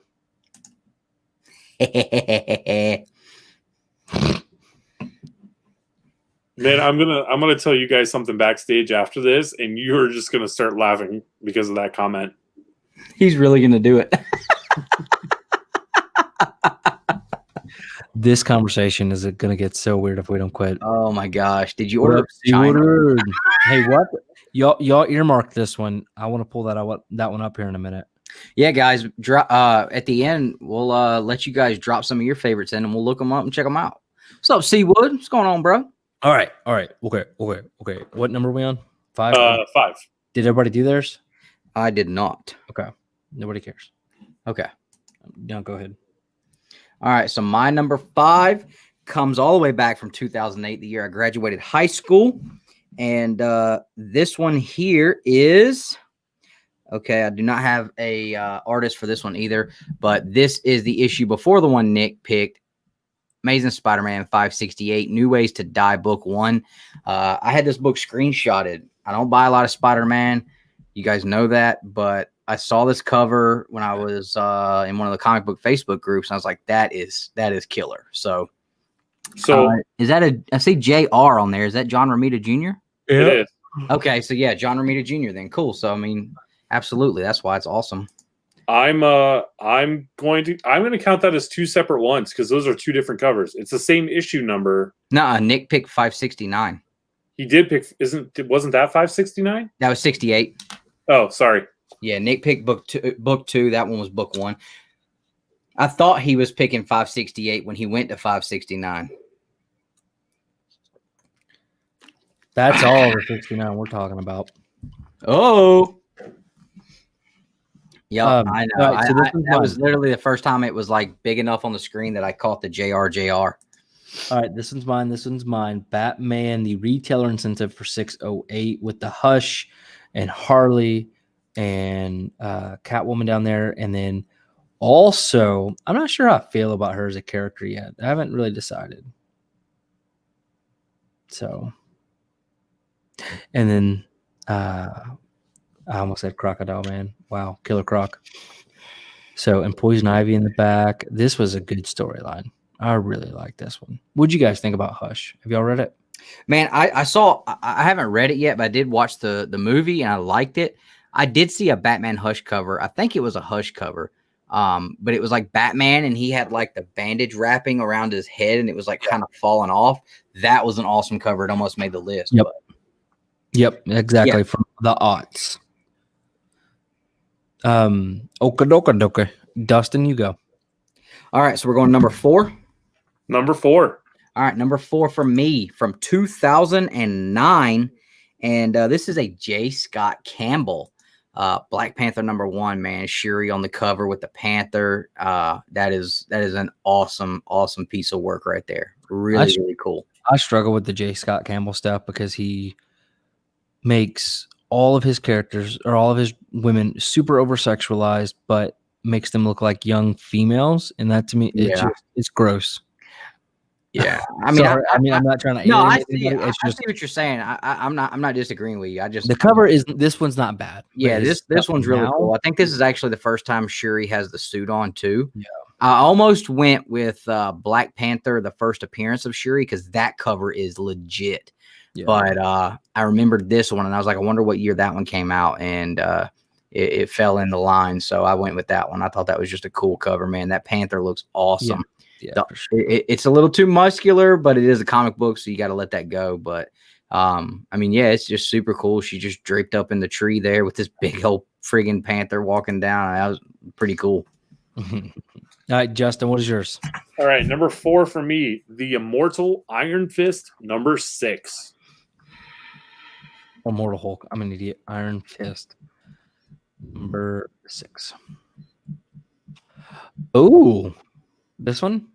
Yep, that's it. You are a fan of negative space. I like negative space. I love the way the yellow plays off of the purple, and it's Iron Fist, and he's looking pretty cool. Yeah, that's a really nice one. Oh, and it's a Brewbreaker story too. Yeah, Brubaker did the first, like, I think I can't remember how many issues this is. It might be something like 20, but he did like him and Fraction did this. It's a really great Iron Fist story. I like it. I absolutely like it. Okay, so we're down to the top 3, right? Mm-hmm. Oh, speaking of negative space, what do you think about that Luke Skywalker orange one I have? Horrible. I don't. Maybe that's not the type of negative space that I like. Yeah. Oh, fun fact: Skeff Comics Knowledge dropped this on us. The lightsaber is yellow in that one because that was what his toy was originally. Whenever they first came up with the toy design and stuff, it was originally a yellow lightsaber. You know what? I know we're going to be doing another collab video with Skeff, but I don't know how many of those I really want to do because He's I don't want brilliant. people to really look at us and be like, these guys are stupid, man. I need to go check this Skeff guy out. He really knows his stuff, and he seems like a much better source because that dude knows so much. It's ridiculous. He's such a nice dude. Yeah. Yep. Gotta love Mr. Skeffington. All right, so we're down to our final 3. Final 3. Justin, you go. All right, so for me, it is Captain America number 14. Okay. I think it's volume 5. So the very first one. This one, or are you talking about this one? Yep. Nope. The one that you had. Yep. Oh, cool. So they did like a throwback on that one. Yep.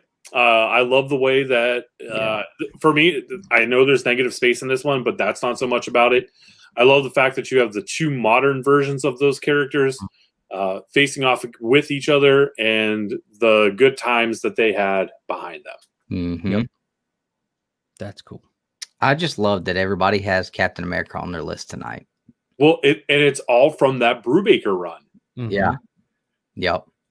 My shop has a bunch of those issues, and like there's some of them I'm going to pick up, but I'm still going to just read it in omnibus form. I was talking to Ryan about that. I was like, I don't know if I want to spend the money on the omnibus so I can just read, just slam through it, or try to hunt and find the individual issues and read it that way.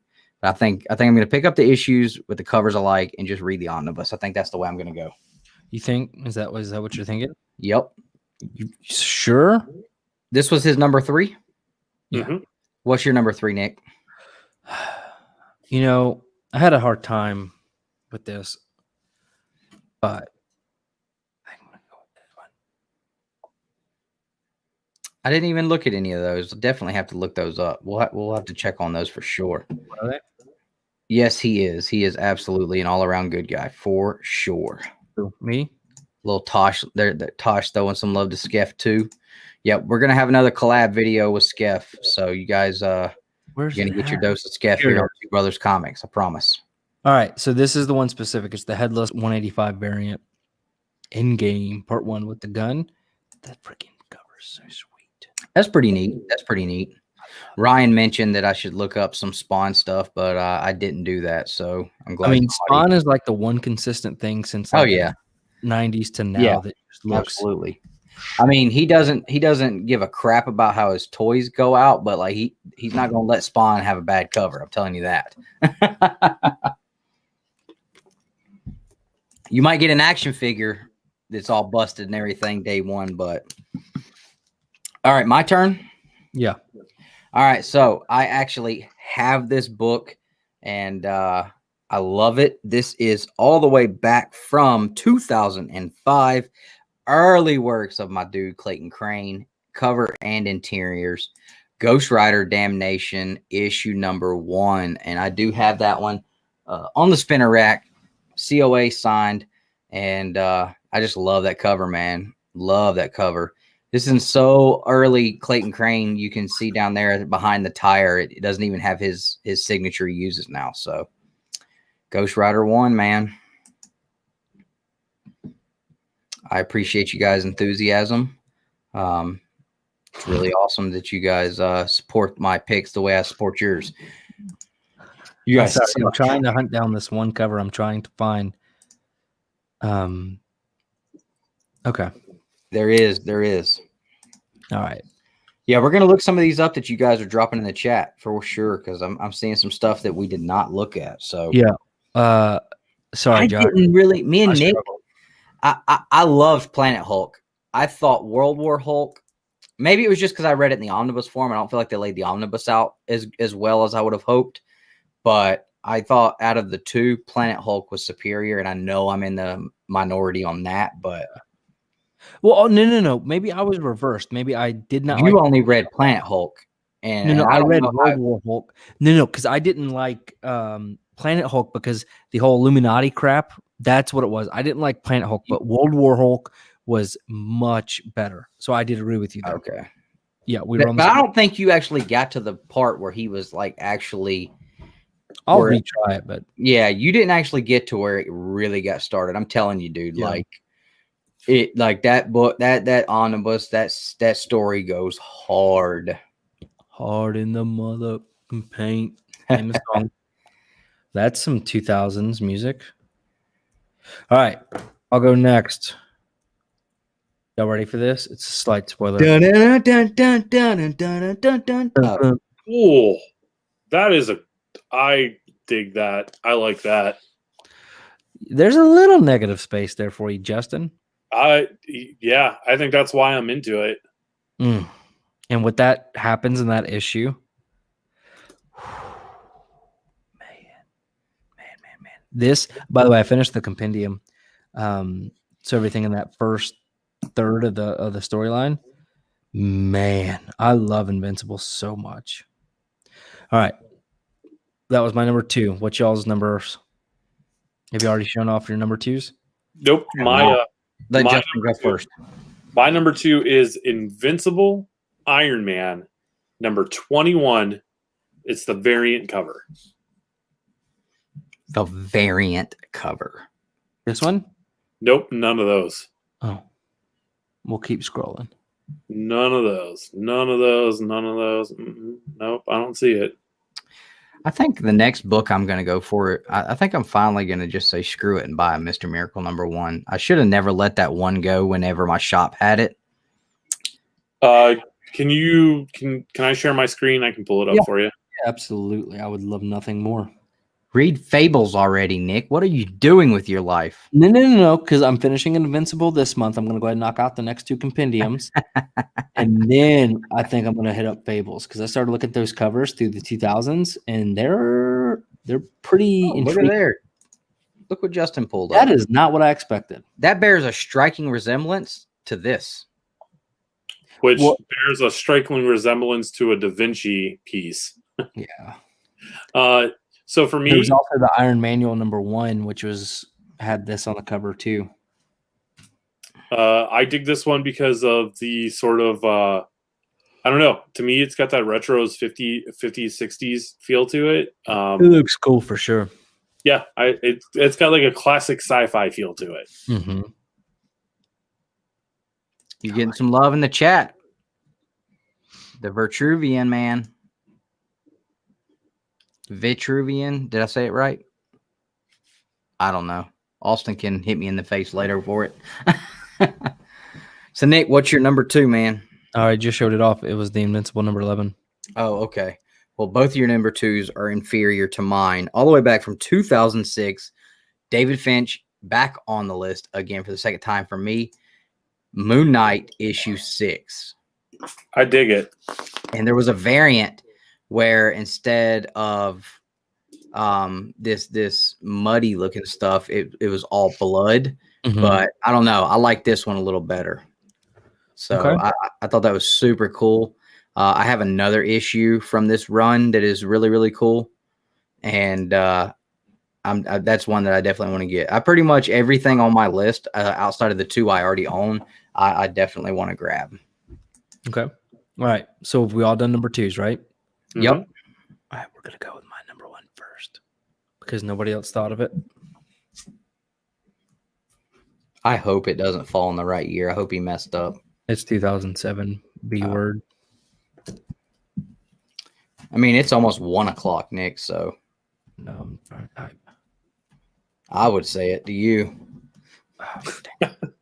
Here we go. The Wolverine Origins with the claws. Can you? First Can you- appearance of what's Can his son's name? Dakin, Dakin. can we see your screen? Oh, my bad. Y'all have not been able to see it this whole time. No. Well, just now. There we go. I don't care for that one. Oh, that's volume 1 of Origins, isn't it? I believe No, so. that's volume 2. I'm sorry. I was Yeah, I was thinking of gonna the say. original. I'm sorry. I'm wrong. I've got volume 1 Origins number 1, I believe, where the guy with the sickle out there in that field. See, Mhm. I don't know, Nick. To me, that's kind of a disappointing number 1. I don't think you put enough effort in if that was what you came up with. Is that's not a number 1 though, is it? I thought it was a number 10. No, this is number 1. We started at 10. We're going backwards. Oh, sorry. I was talking about the issue number. Yeah. Oh, no. Sorry. I was talking about like Nick putting that as his number 1 was kind of disappointing. Let me be clear. The aughts cover suck. I mean, this was a lot of work for me. That was work for me. I just like it, man. I think it's cool. It's got the third claw with the blood. You don't get those on covers nowadays. All right, Justin, what's your number 1? Okay, so you guys know me. My number 1 is not going to it's not going to be a surprise to you guys once you see it. It is Uncanny X-Men number 516. Sorry. I thought I could just do that. Now, Seawood says that Ooh. the Cassidy covers from the Astonishing X-Men series were really good. Yes, the Astonishing X-Men series, first like 24 issues, fantastic stuff. Man, everybody's crapping on me. About time. No. And also, I believe this is my Greg Land cover. That is pretty cool, though. I dig that. I might have to grab that one, man. Message me the volume or what Uncanny X-Men 516. Hey, Dustin. Shut up. Dustin, it's Uncanny X-Men 516. That's all. There's a big purple Magneto on it if you need further information. Just took a picture of my computer screen. I'm good. All right, Dustin, what is your numero uno and why does it not, or why does it suck? Number 1. I should delete it before you can show it. I swear to you, I should. Go ahead. I don't care. Because you have it in And your if you hand. want to, because from 2008, Alex Ross, Captain America 34, baby, in the PC, thanks to my dude Ryan. Yeah. I mean, I know it's Bucky, but come on, dude. That is so killer. That is just sweet, man. I won't Bucky lie, becomes Cap. That I don't think that's Bucky on the cover. It might be. No, but it is. It's is Bucky. it? Okay, yeah. It's I Bucky. didn't know if they gave it away on the cover, but yeah, this is the issue where he becomes Cap. But that is so sick, so sick. That's cool. I think that might be cover B. It is. It is. Okay. I didn't like the cover A that he did as much as I did this one. A lot of people like the A cover better, but to me, I mean the colors on this and his use of lighting hitting Cap and coming off of the shining through the stars is fantastic, man. And I'm not like a Alex Ross nutbag like Bueller is, but I mean when Alex Ross does Captain America, he smashes it, man. That Cap book cover where he's holding the flag up behind him, insane. Loved it. So, all right. So good news. The Walking Dead 19 is our number 1 pick. I think we can make an exception this time because that is not happening. All right. So I mean, it's on the list, yes, but there's no way it can be number 1. All right. So if you want my honest opinion of what number 1 should be, I think we should pick one of the 3 of ours. can I just give you my opinion instead of Okay, having fine. to put rules on everything? Fine. I think that Captain American cover was my favorite cover shown tonight. Well, I appreciate that. What would you pick for your number 1? For my number, I have no problems with that one because it would have been like on my honorable mentions. It's also 1 o'clock and yeah. This book blew up this week. Yeah. Ryan actually bought one last week and got it in. I gave him some crap for it. He couldn't believe I was crapping on a Captain America book. I just didn't like that Captain America's head on that book was smaller than his fists. We're joking. So normally when we do the top 10s, and yes, you're right, Lord Roscoe. So normally when we do our top 10s, if we have 1 book or 2 book that we all have on the same list, it automatically would go to number 1 because we all agreed. But obviously that can't be number 1. I mean, it's a good cover. But all right, number 2. I know it's almost like it hurt both of them, right? No, I'm not humbled. I was just like, hey, give me a second. Let me talk. Now, I do hate the fact that I did not put The League of Extraordinary Gentlemen, Volume 1, Number 3 on it. It is a Kevin O'Neill cover, but it's like super cartoonish and stuff, and it's glorious. All right.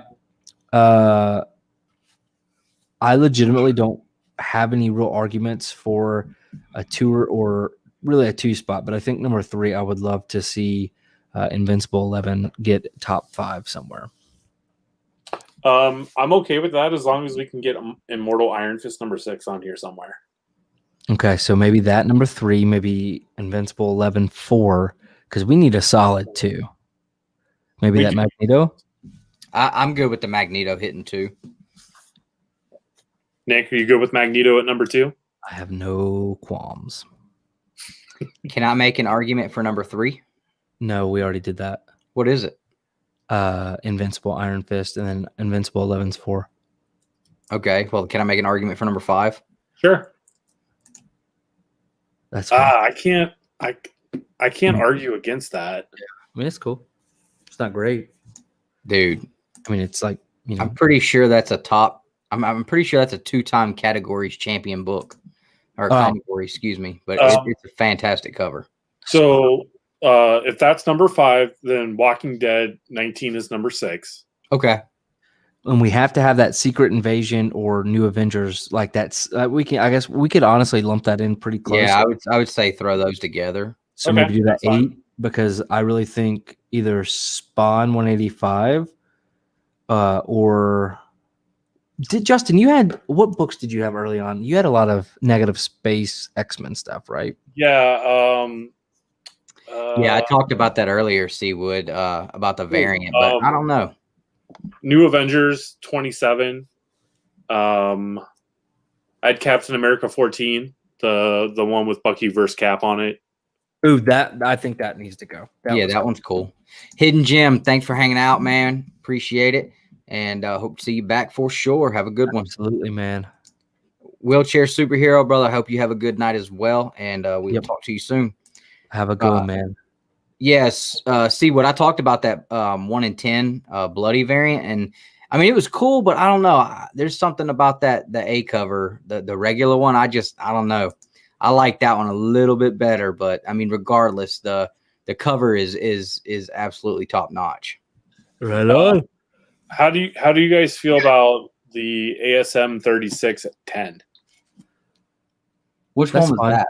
The 9/11. The 9/11 black cover. Where does this one? Where's Captain America 14 going? Oh, I put that at 8. Okay. What did we put at 7? 7 is the New Avengers Secret Invasion #1. Okay. Do we have a Spawn on there anywhere? We do not. We can do Spawn at 9 because that was a cool cover. Because we don't have a 9 yet. So that we've got our top 10. All right. Let's show it off. I will try to pull them up as you speak them into existence. Okay, Number so 1? No, I'm going to start at number 10 and work our way down. Oh, okay. So number 10 is Amazing Spider-Man 36. Black The cover. All right.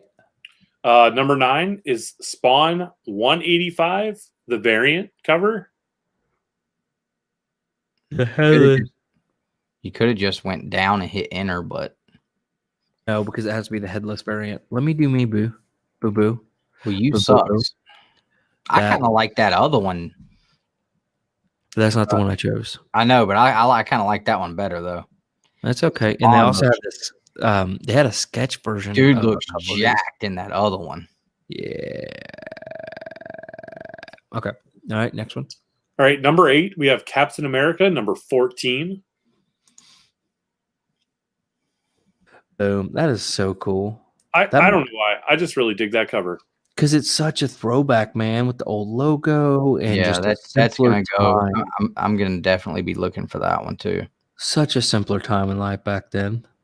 Look how happy Captain America was back on issue 24. Can I just insert real quick? Jawline. Real quick. I saw somebody posted on Facebook an actual picture. This guy realized that he had the actual Captain America #2 comic book, and it was signed by Simon. Like, didn't even realize it was like legit. And I'm like, blew my freaking mind. Number 7 is New Avengers #1 / Secret Invasion #1.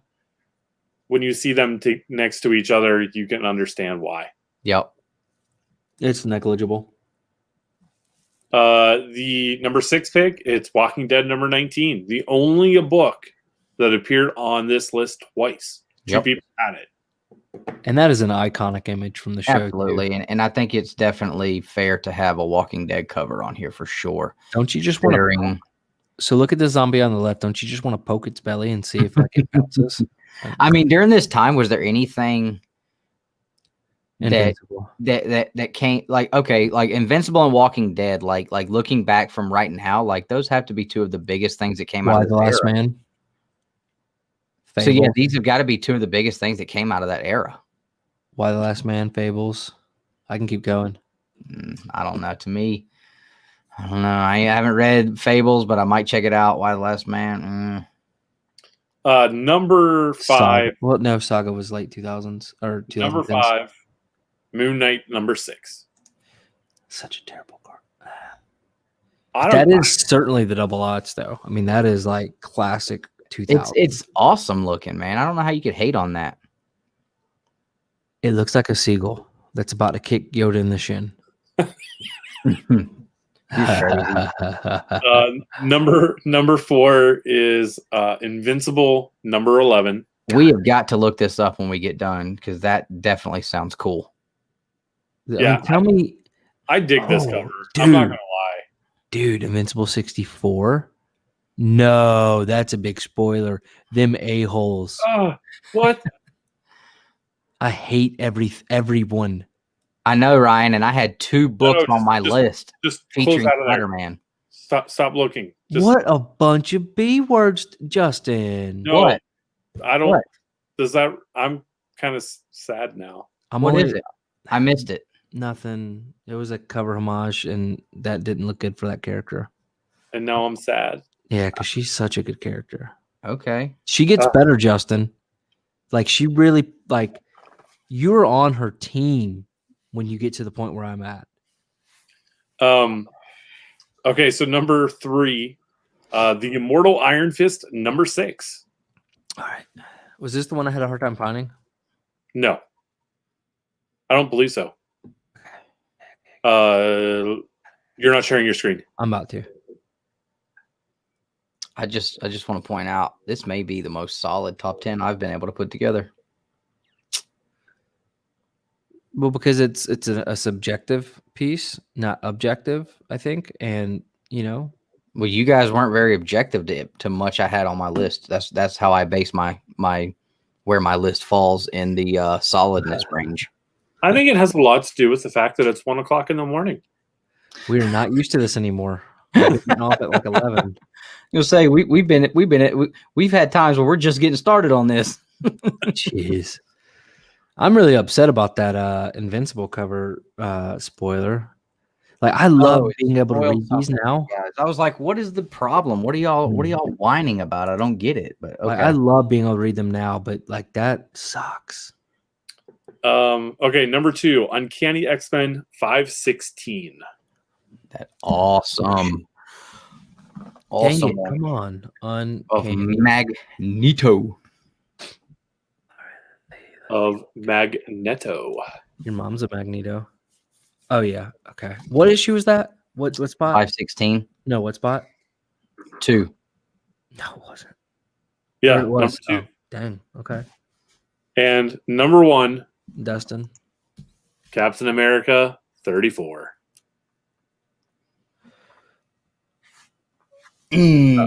Tosh, there was a homage to Invincible 11, and the person's arm that was hanging is a very beloved character, and there was a lot of blood there.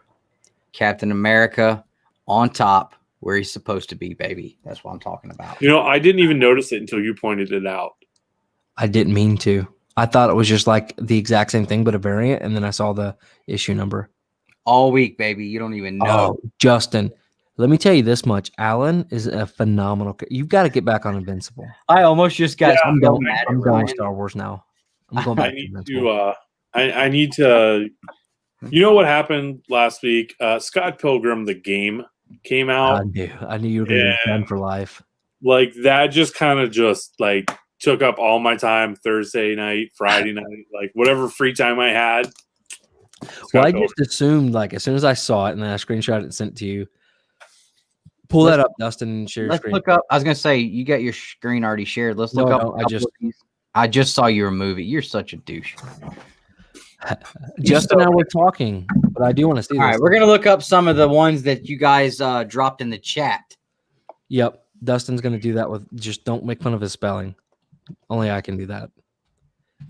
But Justin, as soon as I saw that your favorite comic book had a game coming out on your favorite gaming system, I was like, oh no, we're done. He may just quit totally. So I did the digital version, and I'm still debating about whether I should go back and pick up like the physical copy from Limited. Oh, this is cool. Share your screen. What's up, Southern Comic Geek? Trying to pull it up. That is pretty cool. All right, let me do. Wrong one. Hey, I gave you the opportunity, and you did not want to do it. So I'm. You know what? This is a good thing. So, are you Team Nick or are you Team Dustin? But we all know you're really here for Justin. This is really, really cool. That so Timothy 45, and you got Raph and Donnie here, and well, I don't know if I guess that's Donnie. I mean, he's got the nunchucks too, so I don't know, but that's really cool with the pizzas, and they're kind of drooling over it. I like that. Yeah, I like that. That is super cool. So I'm super pumped to get into this IDW book. Let's see. I know we had a couple of other ones. Nick, since I'm doing the looking up, can you scroll, look around and see? And you guys go ahead and drop additional ones. Yeah, if you guys got some that didn't make the list or any of our lists that you want us to check out, let me know. Oh, you guys really want to know what I was? You guys not had solid twos? I just got that. You guys really want to know what I was eating while I was gone? Pizza. It was not pizza. It was not pizza. It was a fast food from a fast food place. Yeah, That- No guesses. No guesses. a chicken, KFC. No chicken. No KFC. Adam Hughes does some dirty covers too. And I was Team- eating an Arby's roast beef sandwich. Ooh, those mess me up. I'm allergic to Curly beef. fries mess me up. I'm allergic to beef. Did you know that? Fun fact about Nick: I cannot eat beef. You're probably better off for it. Yeah, probably. I can eat beef jerky. That's the weird thing. I can eat beef jerky, just not steaks or hamburgers. Specifically, not roast beef. It's the weirdest thing. Y'all believe they quit doing the jalapeno poppers at Arby's? New hot take. What the heck? And they stopped doing the ham and Swiss sliders. Hurt my feelings. Yeah, be careful pulling up Adam Hughes, man. Naked stuff will show up. with him. Cool. I like that one. That one's pretty cool. Mm-hmm. Yeah, I dig that. Dang, that is sweet. Teen Titans 19. Was that the Venom 17 by? Is that Mhm. what that, okay, just making sure I was right. And then, yeah, Turner variant, and then he also dropped a Hughes one. Which one are we looking for here? I don't know.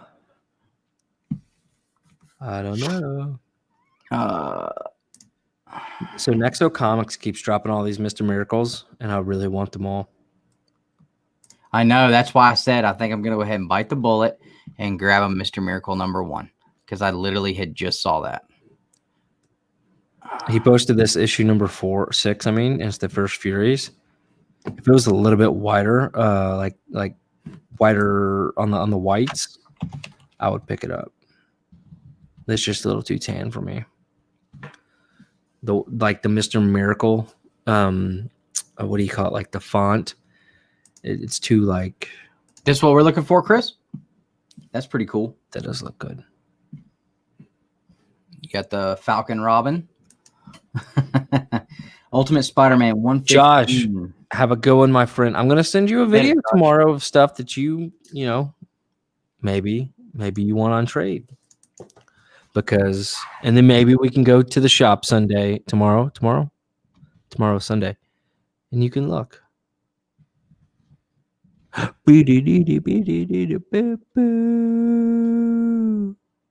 okay. check out Haven Comics. That's pretty on cool. The YouTubes. Bendis run. I like that one. Hey, isn't Bendis no, Bendis already had Superman. Slot's taking over Superman, right? Yeah, Bendis is getting. Wait, Teen Slot's Titans? going to DC? Or something. No, maybe that's not what it was. They're never gonna let. No, what is Bendis about to do? Somebody's about to ruin Superman or something from what people are mad about. I think people were already mad because Bendis did that. Maybe that's what it was.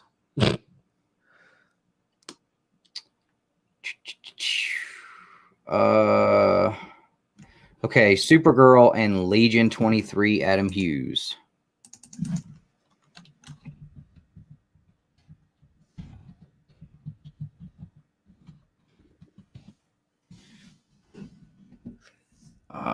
So we have a bunch of them. This one looks cool.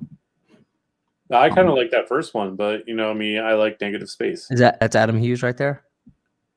Yeah. Oh wait, that's probably not a cover, huh? Yeah. What that's up, Greg? Yeah, Greg, we're breaking out old school Babylon. We did a top 10 tonight. And he said I'm about to fall asleep. Legion 23. Yeah, we're also getting some astonishing X-Men requests. Okay, so yeah, that was it. Yeah, that's pretty good. Oh, I check am blown away that Dark Hawk is being sold for $50 raw. That is the dumbest thing in the entire planet. But Dark Hawk does show up in Invincible, so that's cool. Or is it Shadow Hawk? I think it's Shadow Hawk that shows All up. right, let's check Miss Marvel 15 by Greg Horn. I like Greg Horn.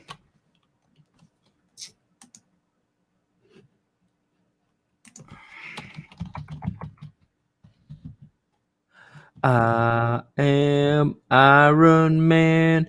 Oh, that's cool. That is cool, man. I like that.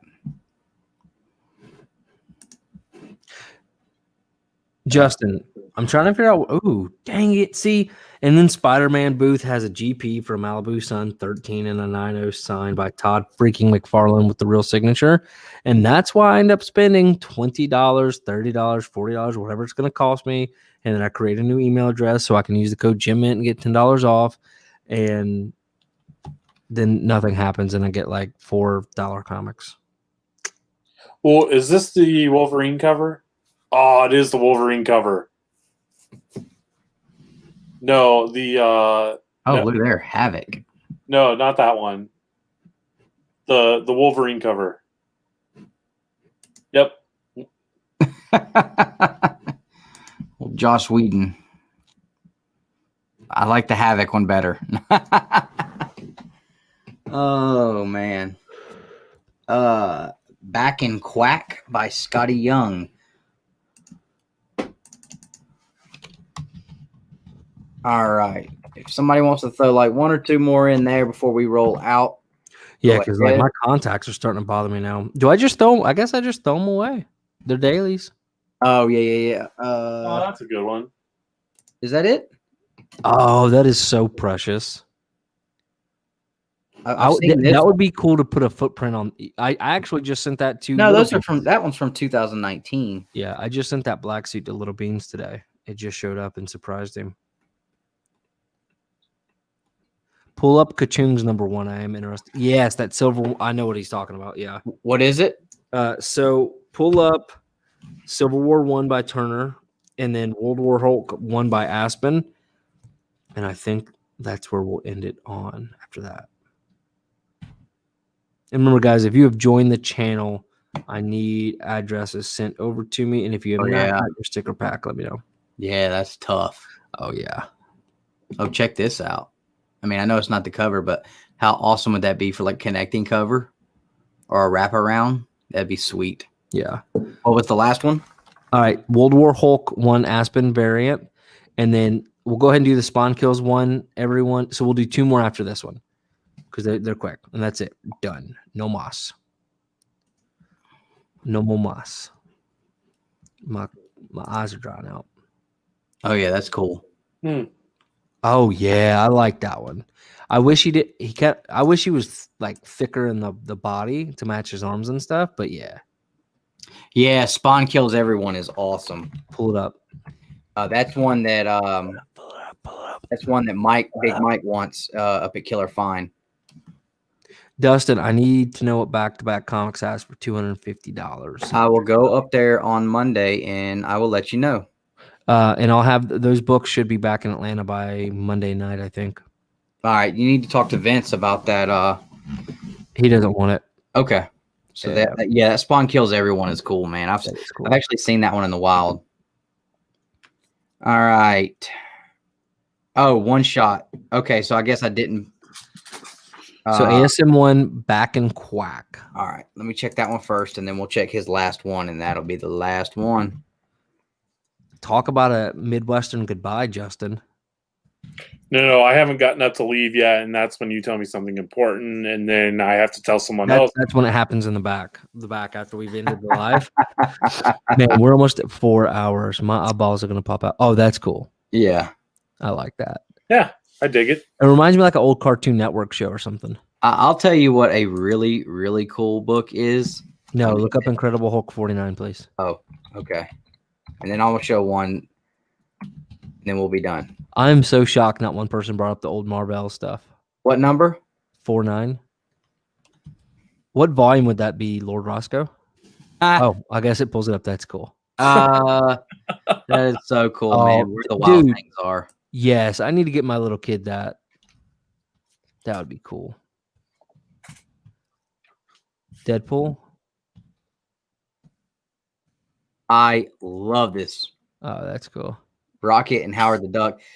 I'm telling you right now, Russell, who dat? He's got a 9.8 for sale, but man, it is so cool. I love that cover.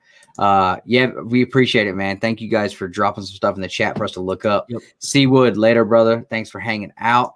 Chris Barrett, thanks for hanging out, man. See you guys later. And yeah, Who Dat actually has that Howard the Duck for sale right now in a 9.8. If you guys like that book, hit him up on Instagram at Who Dat Comics and Comics, Movies, and More. Yep. Yeah, he's got it. So, Greg, quick, later, guys, brother. I just had a mild heart attack. Betty White was trending on Twitter, and I thought she died, but it's just her 99th birthday. 99. All right, guys. Well, that was Austin, awesome. thank you, sir. We appreciate it. Hope you guys enjoyed the twice as long as we've been going show. Next week, guys, hot topic or show off? Hot topic now, right? Next time?